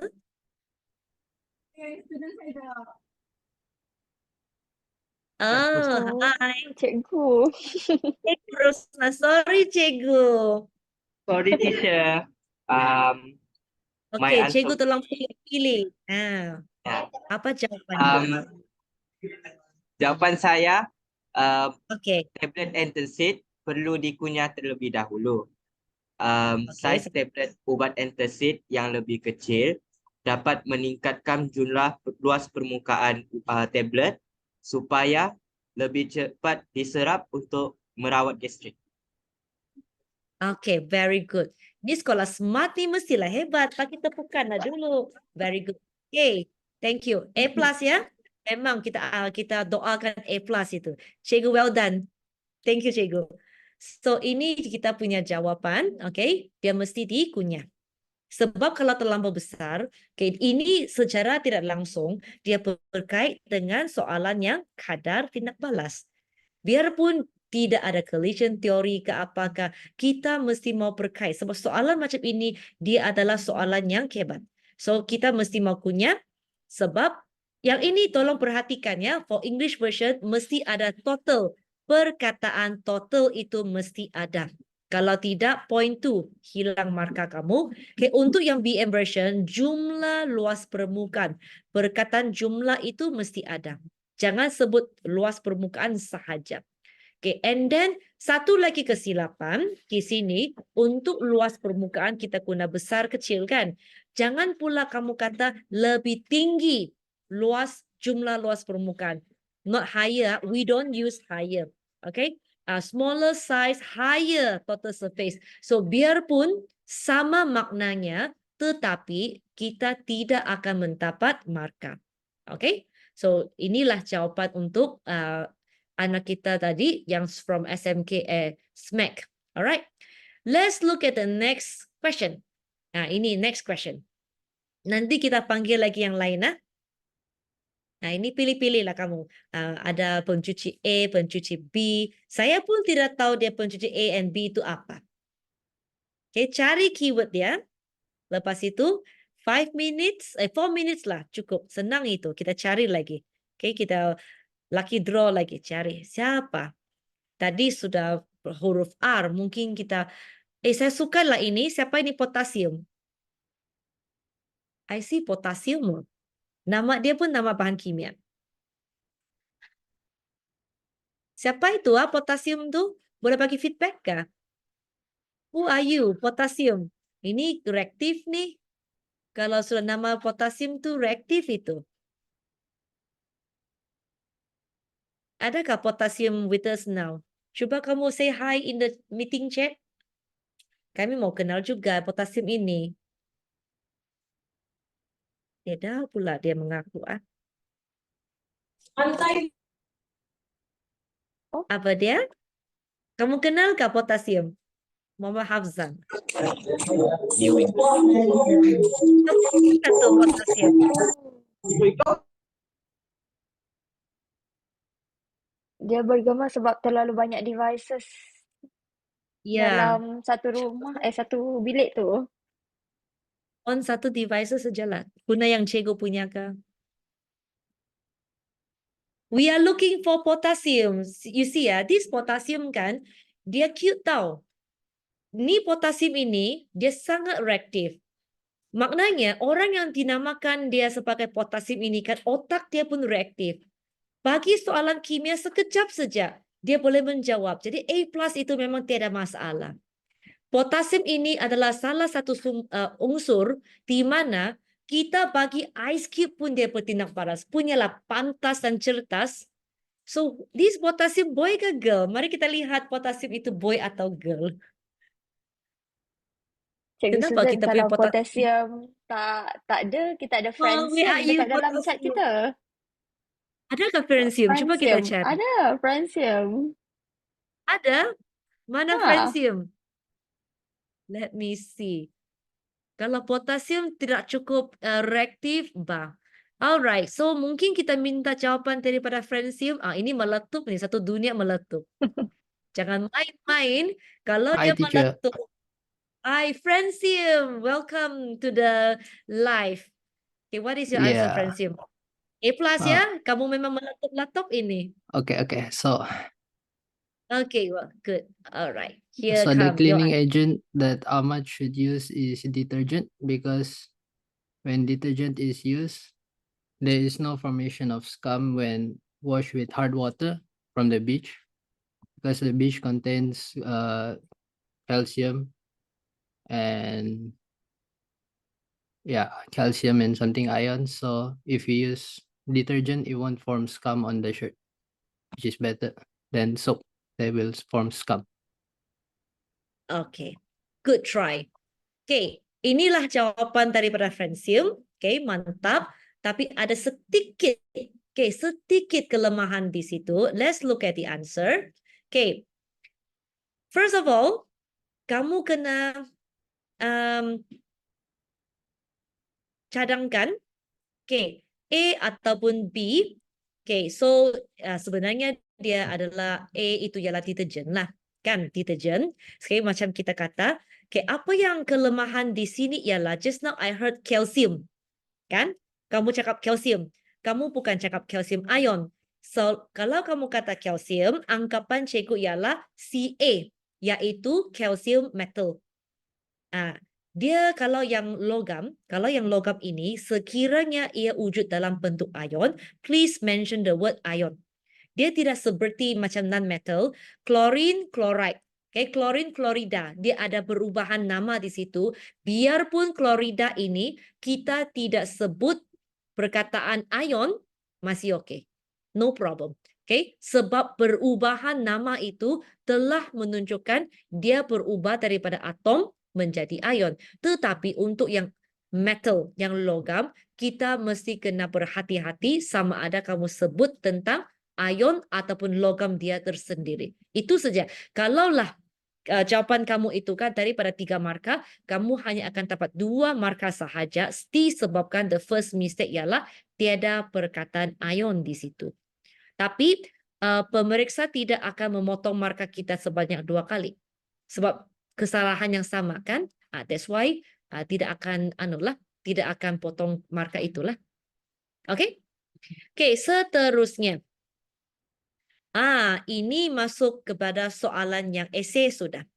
Oke, ini adalah soalan esei. Oke, di mana kita menggunakan topik redox. Masih ingat itu template yang kamu ada screenshot kah? Tadi yang itu template yang saya share tadi itu. Ada screenshot? Kah mau saya share balik? Go back to this thing.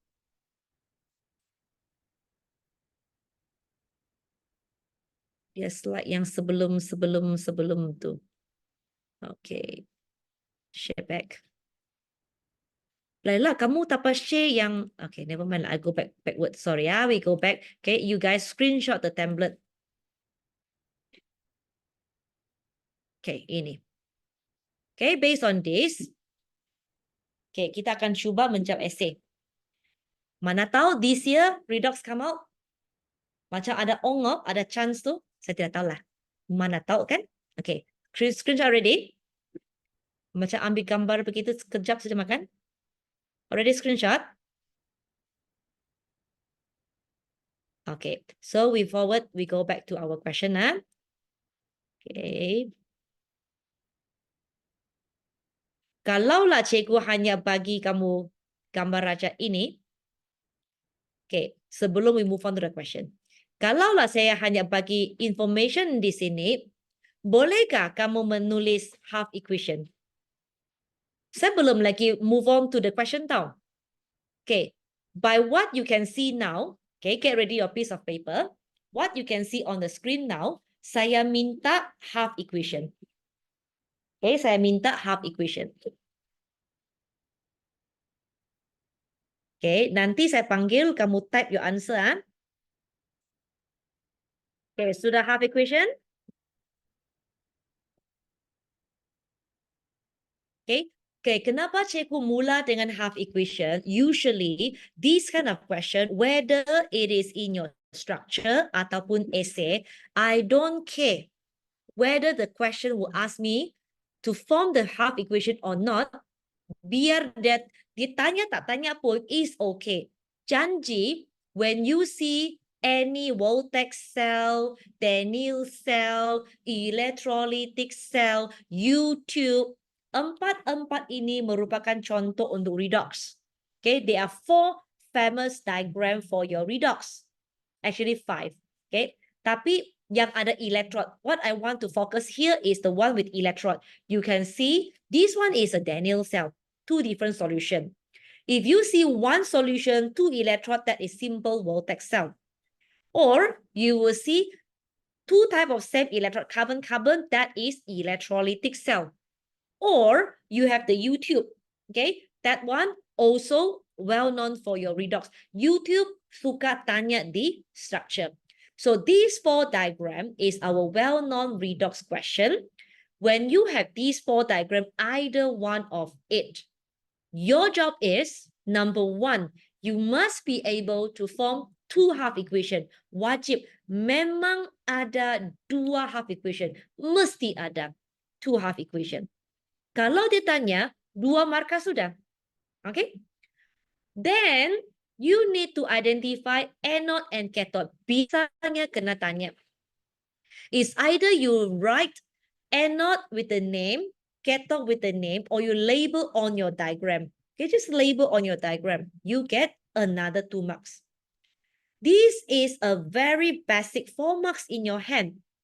Another one, based on diagram, there is another 1 mark that you can get, electron flow. They will usually, if it is a structure question, they will usually ask you to label on the diagram. So your job is, if you can identify anode, then the electron will flow from anode to cathode. Thank you, Laila. Okay, Cikgu Laila already put the screenshot in the chat also. Pandai dia. Okay, so may I know siapa itu anode di sini? Anyone? Who is anode? Esther Chong? Zinc. Okay, Randall. Thank you, Randall. Okay, anode is zinc. So you will start labeling your zinc here. And then if you can label your zinc as anode, and on your diagram, you label the electron flow. Okay, tak payah lukis banyak ah. 1 biji out from your zinc, 1 biji go to your copper, 1 mark. And then let's see. Okay, half equation. Thank you very much. Yes, Dia. Okay, thank you. You get the correct half equation.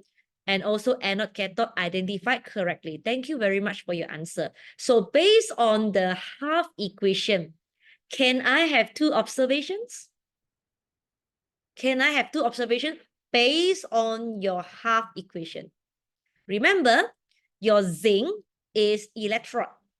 Okay, your zinc is electrode. We have rules and regulation how to answer the size for the electrode. You don't simply use any words. All right.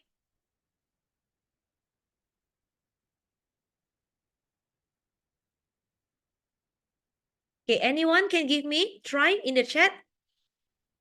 Okay, zinc electrode mengecil. Okay, bagus. This one, kalau yang electrode, cikgu sarankan menjadi semakin nipis, menjadi semakin tebal. Better use the word nipis than tebal. Alright. Copper electrode become thicker. Thank you, Nathaniel. Yeah, good. Okay, you either write in the answer, brown solid is formed on copper, atau copper electrode become thicker. For English version, electrode use thicker and thinner. Jangan guna perkataan salah sebab pernah kena potong markah apabila pemeriksaan di SPM. Jadi kita akan pastikan jawapan kita menggunakan terms yang betul. Mass of electrode increase. I don't really encourage this answer, Nathaniel. The reason we don't see any balance in the diagram. If in the diagram you have an analytical balance, then we can accept the answer. So, Nathaniel, the mass of electrode is only under accepted answer. So I am not really sure whether every year they will accept this answer or not. It's quite risky. So it's better for us to use back the word thicker and thinner. Okay, thicker and thinner. So based on the diagram, basically we can have at least 4 observations. We can get at least 4 observations, 2 from your zinc and copper. Okay, you guys are doing well. You give me the 2 observations based on your electrode. Okay, another 1 observation based on your solution. Anyone, please? I want to see the words. Okay, what kind of sentence that you will put down on your writing, on your answer paper. Okay, can I have the observation for the color?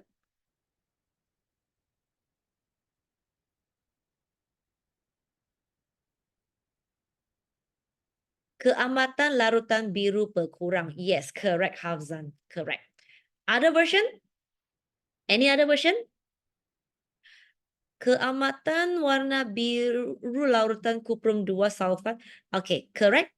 Okay. By the way, make sure kamu punya kuprum 2 tu Roman number mesti huruf besar. Kalau tidak akan dipotong markah. Alright. Blue solution turn paler. Okay, Dia, you get incomplete answer. Okay, better way is paler blue. Paler is an adjective to describe your blue, so you need to say paler blue. AMR, the intensity of the blue copper 2 sulfate solution will become paler. Okay, since you're using the keyword intensity, we can accept your answer for AMR. Okay? All right, good one. Good try. Last observation based on the diagram. One more observation, please. One more. Come on. You guys are doing very well. Semua meletup-letup ini. Just because we start off with francium, now everyone become francium. Ada cesium? Anyone cesium here?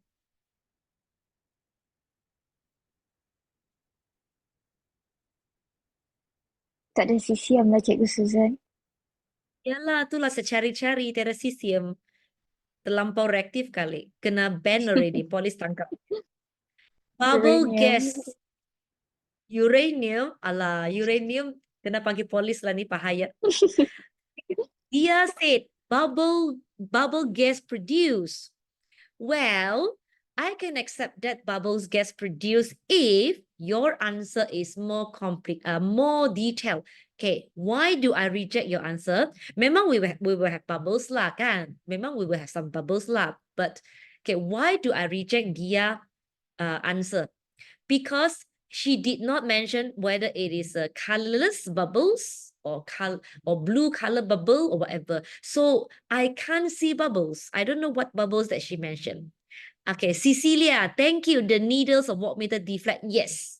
Okay, I am looking forward to answer the deflections of the needles. Yes. Jarum voltmeter terpesong. Yes, correct. Cecilia, correct. Thank you. You got the answer right. And number 2, si Hafzan pun correct. Pandai. Very good. All right. So Dia, if you write colorless bubbles, we can still accept your answer because anyhow, when the zinc dissolved in the zinc solution, this one could be zinc sulfate solution. So you will see some bubbles. However, in these cases, we are focusing on the Daniell cell. So the zinc, in the zinc solution, we actually do not produce hydrogen gas. Therefore, we don't really like the answer colorless bubbles produced. Colorless bubbles produced as observation. Usually, we will encourage students to use it when our end product is a gas. It's either a hydrogen gas from your reaction between the metals, reactive metals and acid, or you can produce carbon dioxide gas from the chemical reaction between the carbonate, metal carbonate and acid, or even you are doing the decomposition of hydrogen peroxide, okay, whereby we produce the oxygen gas. All right. Now let's look at what the questions want.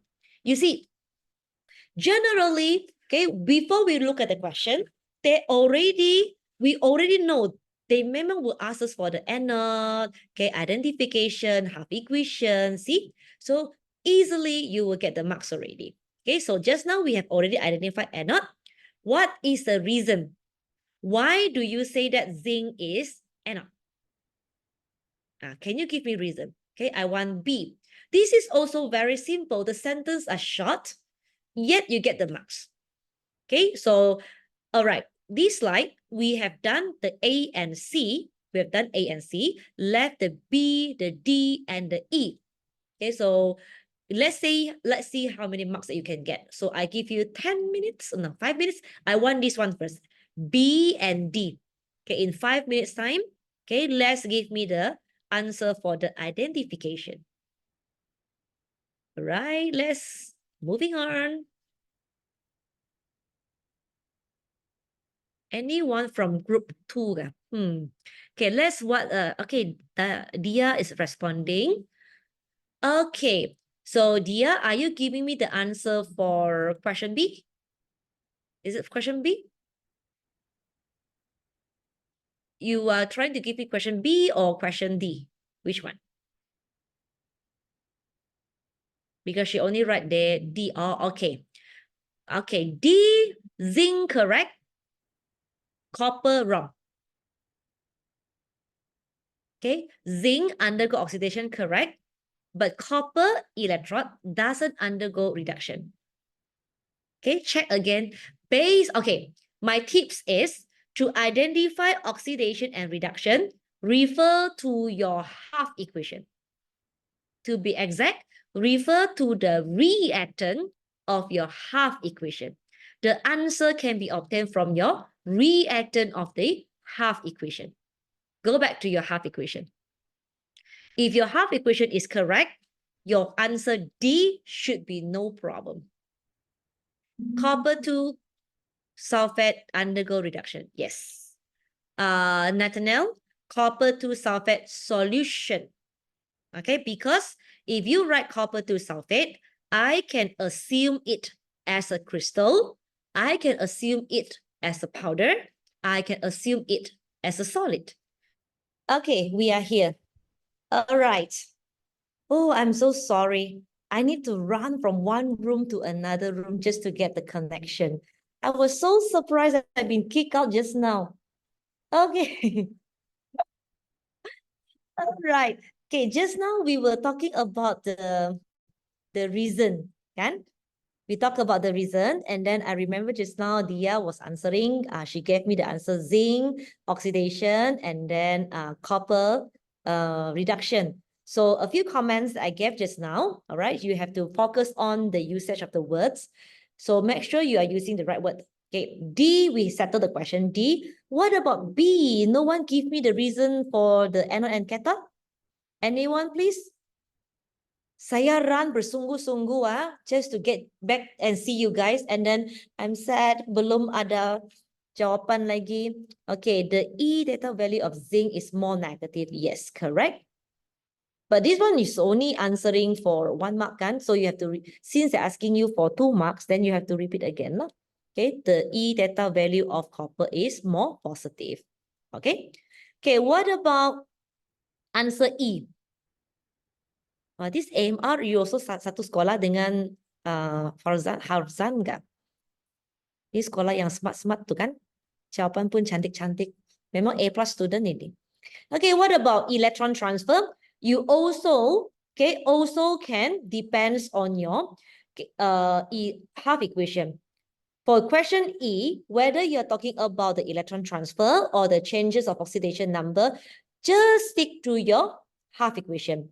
You compare the elements that you have in your half equation. Look at the, let's say, for example, your zinc. Look at your zinc, compare the zinc and the zinc ion. If you guys are going to answer in terms of electron transfer, look at the position of electron. Di mana letaknya elektron tersebut? Kita ada 2 tangan. Alright? Secara politely, when we want to give things to our friend, we will use our right hand. Okay? Electron that located on your right hand is always to give away. Okay? Dia adalah membebaskan elektron. So if I want this redox to happen, redox ialah satu process whereby oxidation, reduction happens simultaneously. Maknanya memberi dan menerima mestilah berlaku secara serentak. If my right hand, tangan kanan saya memberi elektron, tangan kanan akan menerima elektron pada masa yang sama. Therefore, when you see electron on the right hand side, you know that is oxidation. If you see electron on your left hand side, that is your reduction. Okay, so it's from there, this is how we identify the movement of electron. And then if you are talking about the changes of oxidation number, also depends on your half equation. Zinc kehilangan elektron untuk membentuk ion zinc. Betul. Okay, that's why it undergo oxidation. Ngam sudah, betul sudah. Very good. Okay, for changes of oxidation number, refer to your half equation as well. Okay, zinc donate electron. Okay, Dia, zinc donate electron, correct. That one is oxidation. But copper, your Cu, copper receive electron is inaccurate. Again, as I mentioned just now, copper cannot undergo reduction. It is the copper 2 ion. So your answer should be Cu2 plus receive electron. In fact, let's say common sense. If I'm telling you that all the metals are boy, katakanlah semua logam itu adalah lelaki. Kan, if a lelaki keep on asking money from a girl, macam tak betul ni.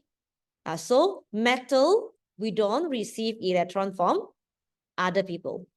Mana ada Cu become Cu2 plus? Adakah dalam cation anion list? Pernahkah kamu nampak Cu2 plus ion? Tidak kan? So metal usually we do not receive electron. Okay, so correct a bit of your answer. Ion kuprum 2 menerima elektron untuk membentuk atom kuprum. Okay, when you receive, dia menjadi penurunan. Very good. Okay, SMAKK, very good. Correct. This one very good. I want to give a love first. Yay, ada love di situ. I like this answer. Very good. Okay. Now, oxidation number changes. Okay, the changes of oxidation number, you can refer to your half equation as well. Compare the reactant and the product. Okay, Dia, you take note, please take note. A little bit of careless mistake only, and that causing you to lose 1 mark already. Okay, so please be careful for that. Thank you for your attention and put down the remark for yourself. Okay, now look at the oxidation number. Okay, oxidation number, you need to mention, okay, 0 to +2. Yes, correct. Oxidation, very good. Okay, do not use the symbol arrow. Arrow is for you to write your equation. Okay, don't use the symbol arrow. Okay, okay, what about reduction? And then also, I wish to see the keyword oxidation number increase from 0 to +2. If you are answering essay, right, I wish to see increase from 0 to +2. All right. So this one also, okay, you got it right. But if you are writing in terms of essay, okay, please, okay. Now I want to comment on SMAKK, the answer.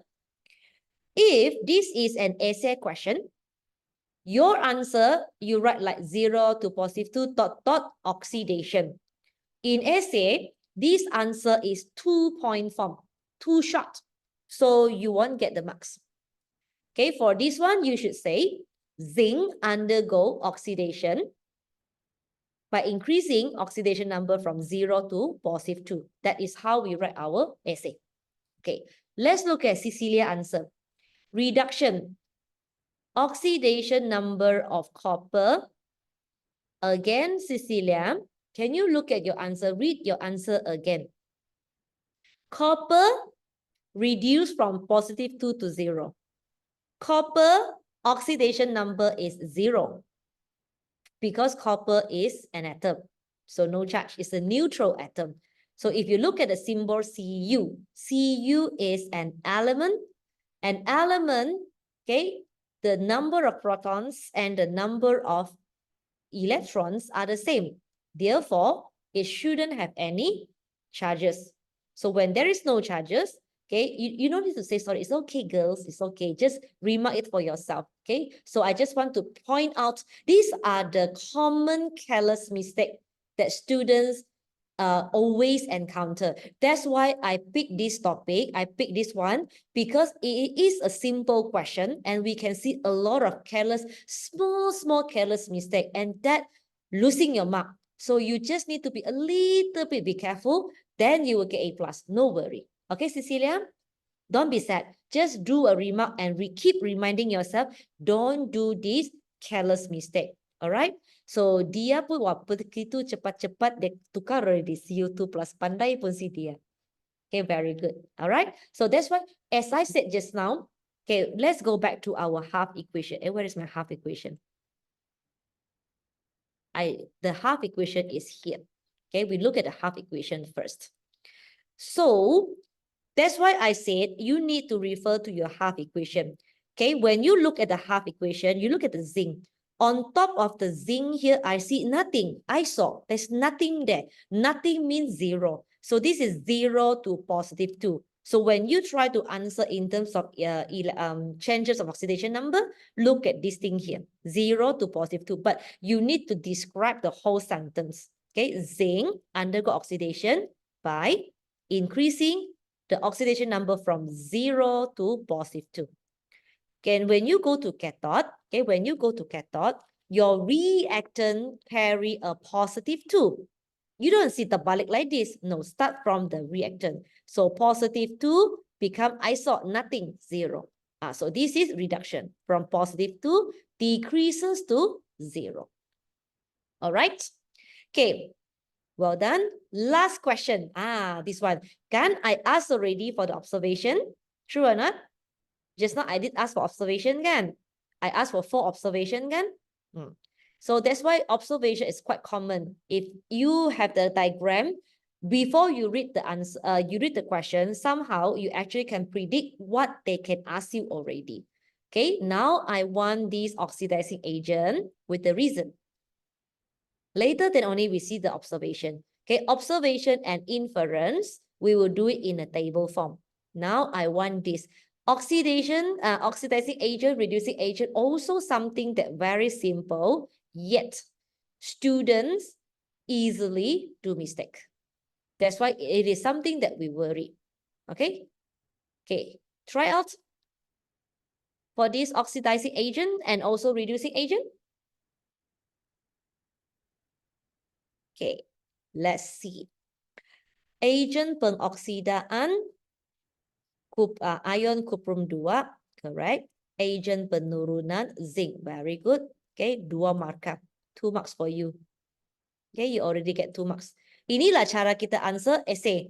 Okay, we can just use a simple answer like SMAKK, like that. Okay, sudah, correct. What is your reason?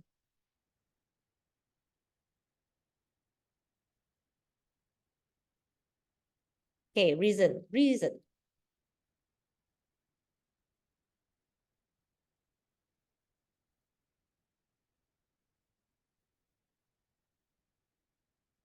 Copper to ion oxidizes zinc to zinc ion. Okay, 1 mark, correct. Thank you, Randall. I give you a love. Ni Randall kita ini. Randall, why only one answer? Where is another one? You give half on still typing, kan? That's why you guys should unmute yourself and speak. Zinc reduces copper to ion. Okay, that's why it is a reducing agent. Cecilia, can you make it more thank you. You're very fast. Thank you. Good girl, smart girl. Very good. Fast action. Itulah I said. That's why kan, you guys are francium. No more potassium. All become francium already. Very fast. We hit our target and we can get A+ easily. Okay, good job. Very well. Okay, now we go on with the observation and the inference. Inference is a simple sentence to explain why do we see that observation. So just now we have zinc become thinner. Okay, we have copper become thicker. We also have blue copper 2 sulfate solution become paler blue. And also some said the keamatan larutan biru menjadi keamatan menurun. Okay, decreases also have. And also another one, last one is the needles in the voltmeter deflect. Kan? Okay, so now based on all these observations, can you come up with your inference? Okay, anyone? I'm waiting for your inference. You can pick any one of the observation and give me your inference.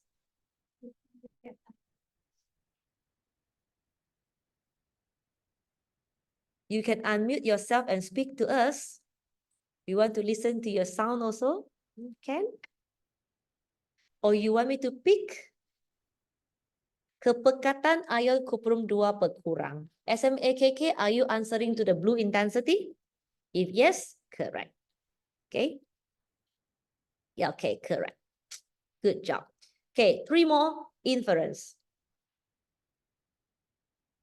Ion cuprum tingginya charge kepada atom cuprum. Hafzan, ion cuprum 1 ke cuprum 2? Saya boleh wrong cancerite kamu punya ion sebab kamu tidak nyatakan nombor the Roman number. Then your sentence become no marks already. Zinc electron become thinner because zinc undergo oxidation. Okay, correct. Hafzan, Roman number mesti huruf besar.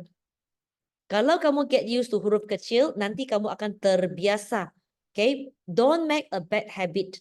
Biarpun dia practice ke, you typing ke, you writing on your paper ke, please make sure the Roman number is a capital letter because all these are habit development. Kalau kita terbiasakan, secara tidak langsung kita akan tertulis yang the small letter. So that will cause a wrong cancer right again. Chemistry, now we have a lot of wrong cancer right? So I hope you guys please take note for that. Last time biology a lot. Now chemistry, especially the structure question. They will look for the small mistake and they will cancel off your correct answer. Volume, voltmeter deflect, electricity flow is generated. Okay, correct. Okay, sel kimia menkonduksikan, boleh menkonduksikan elektrik for jarum voltmeter. Okay. Okay, correct. SMAKK, your answer is also correct. Voltmeter deflects electron flow from anode to cathode. Shifa, correct. Yeah. So all these wattmeter, bukan Shifa. Satu perkataan hilang. Needles. Wattmeter punya needles. Kalau wattmeter deflect, wattmeter sendiri yang deflect. Tapi yang sekarang ialah needles ya, jarum dia. Okay, Shifa, add on. Okay, needles in wattmeter deflect. Okay, Brenda also wattmeter deflect. The needles in the wattmeter overlook. If not, your wattmeter become like this. Okay, please do a correction. All right. Okay. What about, okay, just now I did mention also kan, the direction of electron flow. So here, Shifa already gave us her answer. Okay, but if we want you to answer in words for answer K, don't look at the overall ionic first. I want the answer for K. Ini pun, kalau keluar SPM, ramai student hangkang, no marks. Sebab rata-ratanya, kebanyakan student, answer would be electron flow from anode to cathode full stop. Atau electron flow from zinc to copper full stop. I want your answer. What is your answer? Think properly, huh? Okay, from zinc to copper electrode through external circuit. Well done, Cecilia. Good job. Yeah, the keyword here that we want is through external circuit. Mesti ada. Okay, please do a remark for yourself. You must have the keyword through external circuit. And the external circuit that we mentioned here is through the wire. Okay, always bear in our mind, electron, it doesn't move in the electrolytes. It doesn't swim in the electrolyte. Dia mati lemas itu. Sebab itu elektron bagi tahu saya semalam, dibilang Cikgu Susan, bagi tahu diorang, saya tidak license swimming. Jadi saya tidak boleh berenang tuh, dia bilang. So if you put the ion, the electron in the electrolyte, dia akan mati lemas. Okay, cannot. So they need to move in a solid medium. So the best solid medium is SM log cube. Oh, hebatnya SM log cube. Okay, so the solid medium is your copper electrode. Copper wire in the wire there. Okay, so give you love. So we have like SMAKK, we have log cube. Where else? Cathode menebal, logam kuprum terenap di cathode. Yes, correct. Correct. Okay, good job. Good job, SMAKK. Well done. Okay. Okay, can I have an overall ionic equation? We have 2 more questions before we end. Wow, Hafzan, so fast, ah. Belum lagi sempat, saya mesti mau bagi love dulu lah. Very fast. Good job. Okay, senang kan? It's too easy kan? Yeah, well done. Okay, last one. Okay, salt bridge. Ini semua bagi aura A+ sudah ni. Saya happy lah tengok ramai yang sudah A+ ini. Bersungguh-sungguh and the momentum is very good now. Everyone is accelerate. Speed up, everyone speed up. Okay, let's look at the last question. To allow free movement of ions to complete the circuit. Well done. Ini confirm A+ sudah ni. Ini budak. This girl Cecilia memang bersungguh-sungguh. Very good job. Membenarkan ion-ion bergerak melalainya untuk melengkapkan litar. Okay, betul. Nasib baik kita tidak akan mark ikut grammar. Nanti itu pemeriksakan dia. Apa itu melalau? It's okay, Mbak. Petang-petang sudah, kita janganlah stres, santai-santai. So that kan, the more we laugh, actually is good. When we laugh a lot, we pump the oxygen to our brain. So, it's when we have a good source of oxygen in our brain, we can remember things faster. Kalau tiada oksigen kan mengantuknya gila. Jadi itu ilmu semua tidak mau masuk. Ya, saya tahu betul. Kamu sengaja mau buat lawak kan? So you're actually helping us. Kamu nampak saya mengantuk kali kan? That's why you're helping me and helping all of us to stay awake. Yeah. Okay, but no problem. Okay, good job. All right. Okay, let's look at our schema. Okay. So this is the schema. Okay, so we are going to complete the sentence. When you talk about releasing electron, please make sure, okay, you need to mention the reactant and also the product. All right. And then also same thing. Okay, when you talk about the oxidation number, we actually looking forward the word increases and also decreases. Increases from what to what and decreases from what to what. Okay. You guys are doing so well. Okay, next one, the agent. Okay, even though this is an essay question, okay, essay ka structure ka, no problem. You can use the same skill. You just write oxidation agent. We accept both the copper-2 ion and the copper-2 sulfate solution. But I on the screen, okay, the question is asking for name. All right, this is where I want to introduce to you guys what is the wrong answer, right? Question. Okay, soalan minta namakan. Answer to the question. You can either name the ion or name the whole solution. But if the question is using the keyword name, your answer is Cu2+, even though it's correct. Memang Cu2+ is the oxidizing agent, tetapi itu adalah wrong answer, right? Because you are not answering to the question. So the keyword namakan, bukannya minta formula. That's why kita akan batalkan jawapan kamu. We will cut off your marks because you give the formula. You guys understand with that? It's a very, very big problem when we are answering to the paper 2. You need to answer to the question. You need to answer to the requirement of the question. If they say state, S-T-A-T-E, state, nyatakan, then you can give the copper-2 ion, copper-2 sulfate solution, as well as the chemical formula. No problem at all. But when they say name, limit kepada nama sahaja. Okay, so lastly, this one here. Okay, you look at the bracket, you have the keyword broad or don't have is no problem. Yang penting nama zinc. Okay. All right, so this one also you get it correct. In this one, the states the reason. When you state the reason, your copper-2 ion can be formula. This one, no problem. Okay, states reason, no problem. Only naming cannot. You have to put it in the name.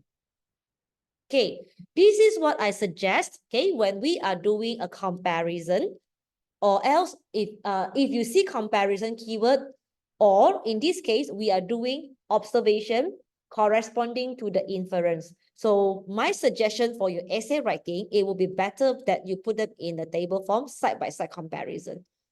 Zinc turns thinner, zinc oxidized to zinc ion. So side-by-side, okay? Copper turns thicker because copper is reduced, or you can say copper is formed. The color, then we talk about the concentration. The needles, then we talk about the generation of electricity. But in fact, all of you get this correct. Just that minor mistake. Just that you have minor mistake that I mentioned one by one just now. Okay. Okay, ionic equation, correct. Okay, and this one, zinc to copper through external circuit. This one is very important. Through the external circuit is very important. And lastly, okay, so this salt bridge connect complete the circuit, allowing the ions to flow. Well done. Okay, so this is the answer for today. Okay, before the end of the okay, please scan. I got bonus for you all because I received suggestion from teachers, request from teachers and some students. Operational definition sakit kepala. I make a 2 pages list of the well-known operational definition for you. You can choose either one. You have BM version and also you have the English version is for you today. Okay, as a complimentary because you guys stay active and engage with me. So while waiting for you guys to screenshot or to scan the QR code, I have another one thing that I want to share with you. Okay, so I want all of you to put down your pen. Okay, I make myself bigger a bit. Wow, super giant size. Look at my hand. Okay, okay, right hand, do like this one. Ignore my chat hand. Okay, do like this one. This hand is oxidation hand. Remember, oxidation. So we have four characteristics. Oxygen, number 1, the most important element in your life. No oxygen, 1 minute pun kau mati sudah. Number 2, this one, don't point up the finger, later issue lagi. This one is hydrogen. Hydrogen is found in the water, H2O. So oxygen take out, left hydrogen. Hydrogen means you ingatlah hydrogen from water. No oxygen mati, no water pun akan mati juga. So number 2 is hydrogen. Number 3 is electron. This one can point, no issue. Okay, this is electron. Electron is like money in our life. When I have oxygen, I can survive. I have water, I can survive. I need money to go shopping. More shopping a bit. Okay, so this is electron. Lastly is oxidation number. Okay, oxidation number means you famous, not famous like that lah. Okay, your fame. So tak famous pun tidak apa. That's why I put number 4. Okay, tak payah famous lah, be humble saja. So when I point my finger like this one is oxidation. You gain oxygen, you lost hydrogen, you release electron, and you increase oxidation number. So this is one of the faster way to remember how to identify oxidation in objective question or in whatever question that given to you. And since redox is a simultaneous process, when I have oxidation, my another hand, okay, do like this one. 2 fingers, this is reduction. 2 fingers, not 1 finger. Don't simply point, I cannot see behind the screen. So this one is the pelengkap. This one is reduction. So means when we lost oxygen, we gain hydrogen, we receive electron, and we decrease oxidation number. That's why this is one part. Okay, redox happens simultaneously. When you have oxidation and you have reduction, they pair up, and this is redox. All right. So thank you for your time. Okay, salam redox to all of you. All the best for your exam soon. Okey, demikianlah perkongsian dari Cikgu Susan Chin yang sangat bermanfaat kepada kita semua. Kita ingin mengucapkan ribuan terima kasih kepada Cikgu Susan atas sesi hands-on yang sungguh bermakna tadi. Mohon semua guru untuk mengisi maklum balas dan kehadiran melalui link yang dikongsikan. Link dah dikongsikan ke belum? Okey, link dah dikongsikan. Okey. Seterusnya, tuan-tuan dan puan-puan, kita akan adakan siri ini pada setiap hari Khamis. Dan untuk makluman awal para peserta, minggu hadapan, siri ke-57, kita akan adakan perkongsian Road to Score A+ SPM 2023 bagi subjek Bahasa Melayu oleh Encik Munshi Muhammad Ruzaini. Seperti mana yang ditunjuk di skrin sekarang. So sebelum kita bersurai, marilah kita bersama-sama mengambil gambar untuk kenang-kenangan dan sebagai bukti kehadiran. So diminta semua peserta pada hari ini untuk on camera dan senyum selama mungkin sampai siap. So saya minta bantuan Cik Hazwani untuk ambilkan gambar kami. Okey. Semua peserta boleh on kamera. Okey. Okey, kita bagi masa dulu. Okey, saya ambil gambar ya. Ready? 1, 2, 3. Sekali lagi. 1, 2, 3. Okey. Baca seterusnya. Okey. Sebelum tu freestyle. 1, 2, 3. Okey. Alright. Okey, semua sudah. Okey. Itu sahaja pada hari ini. Kita jumpa lagi di sesi akan datang. Selamat berehat semua. Terima kasih.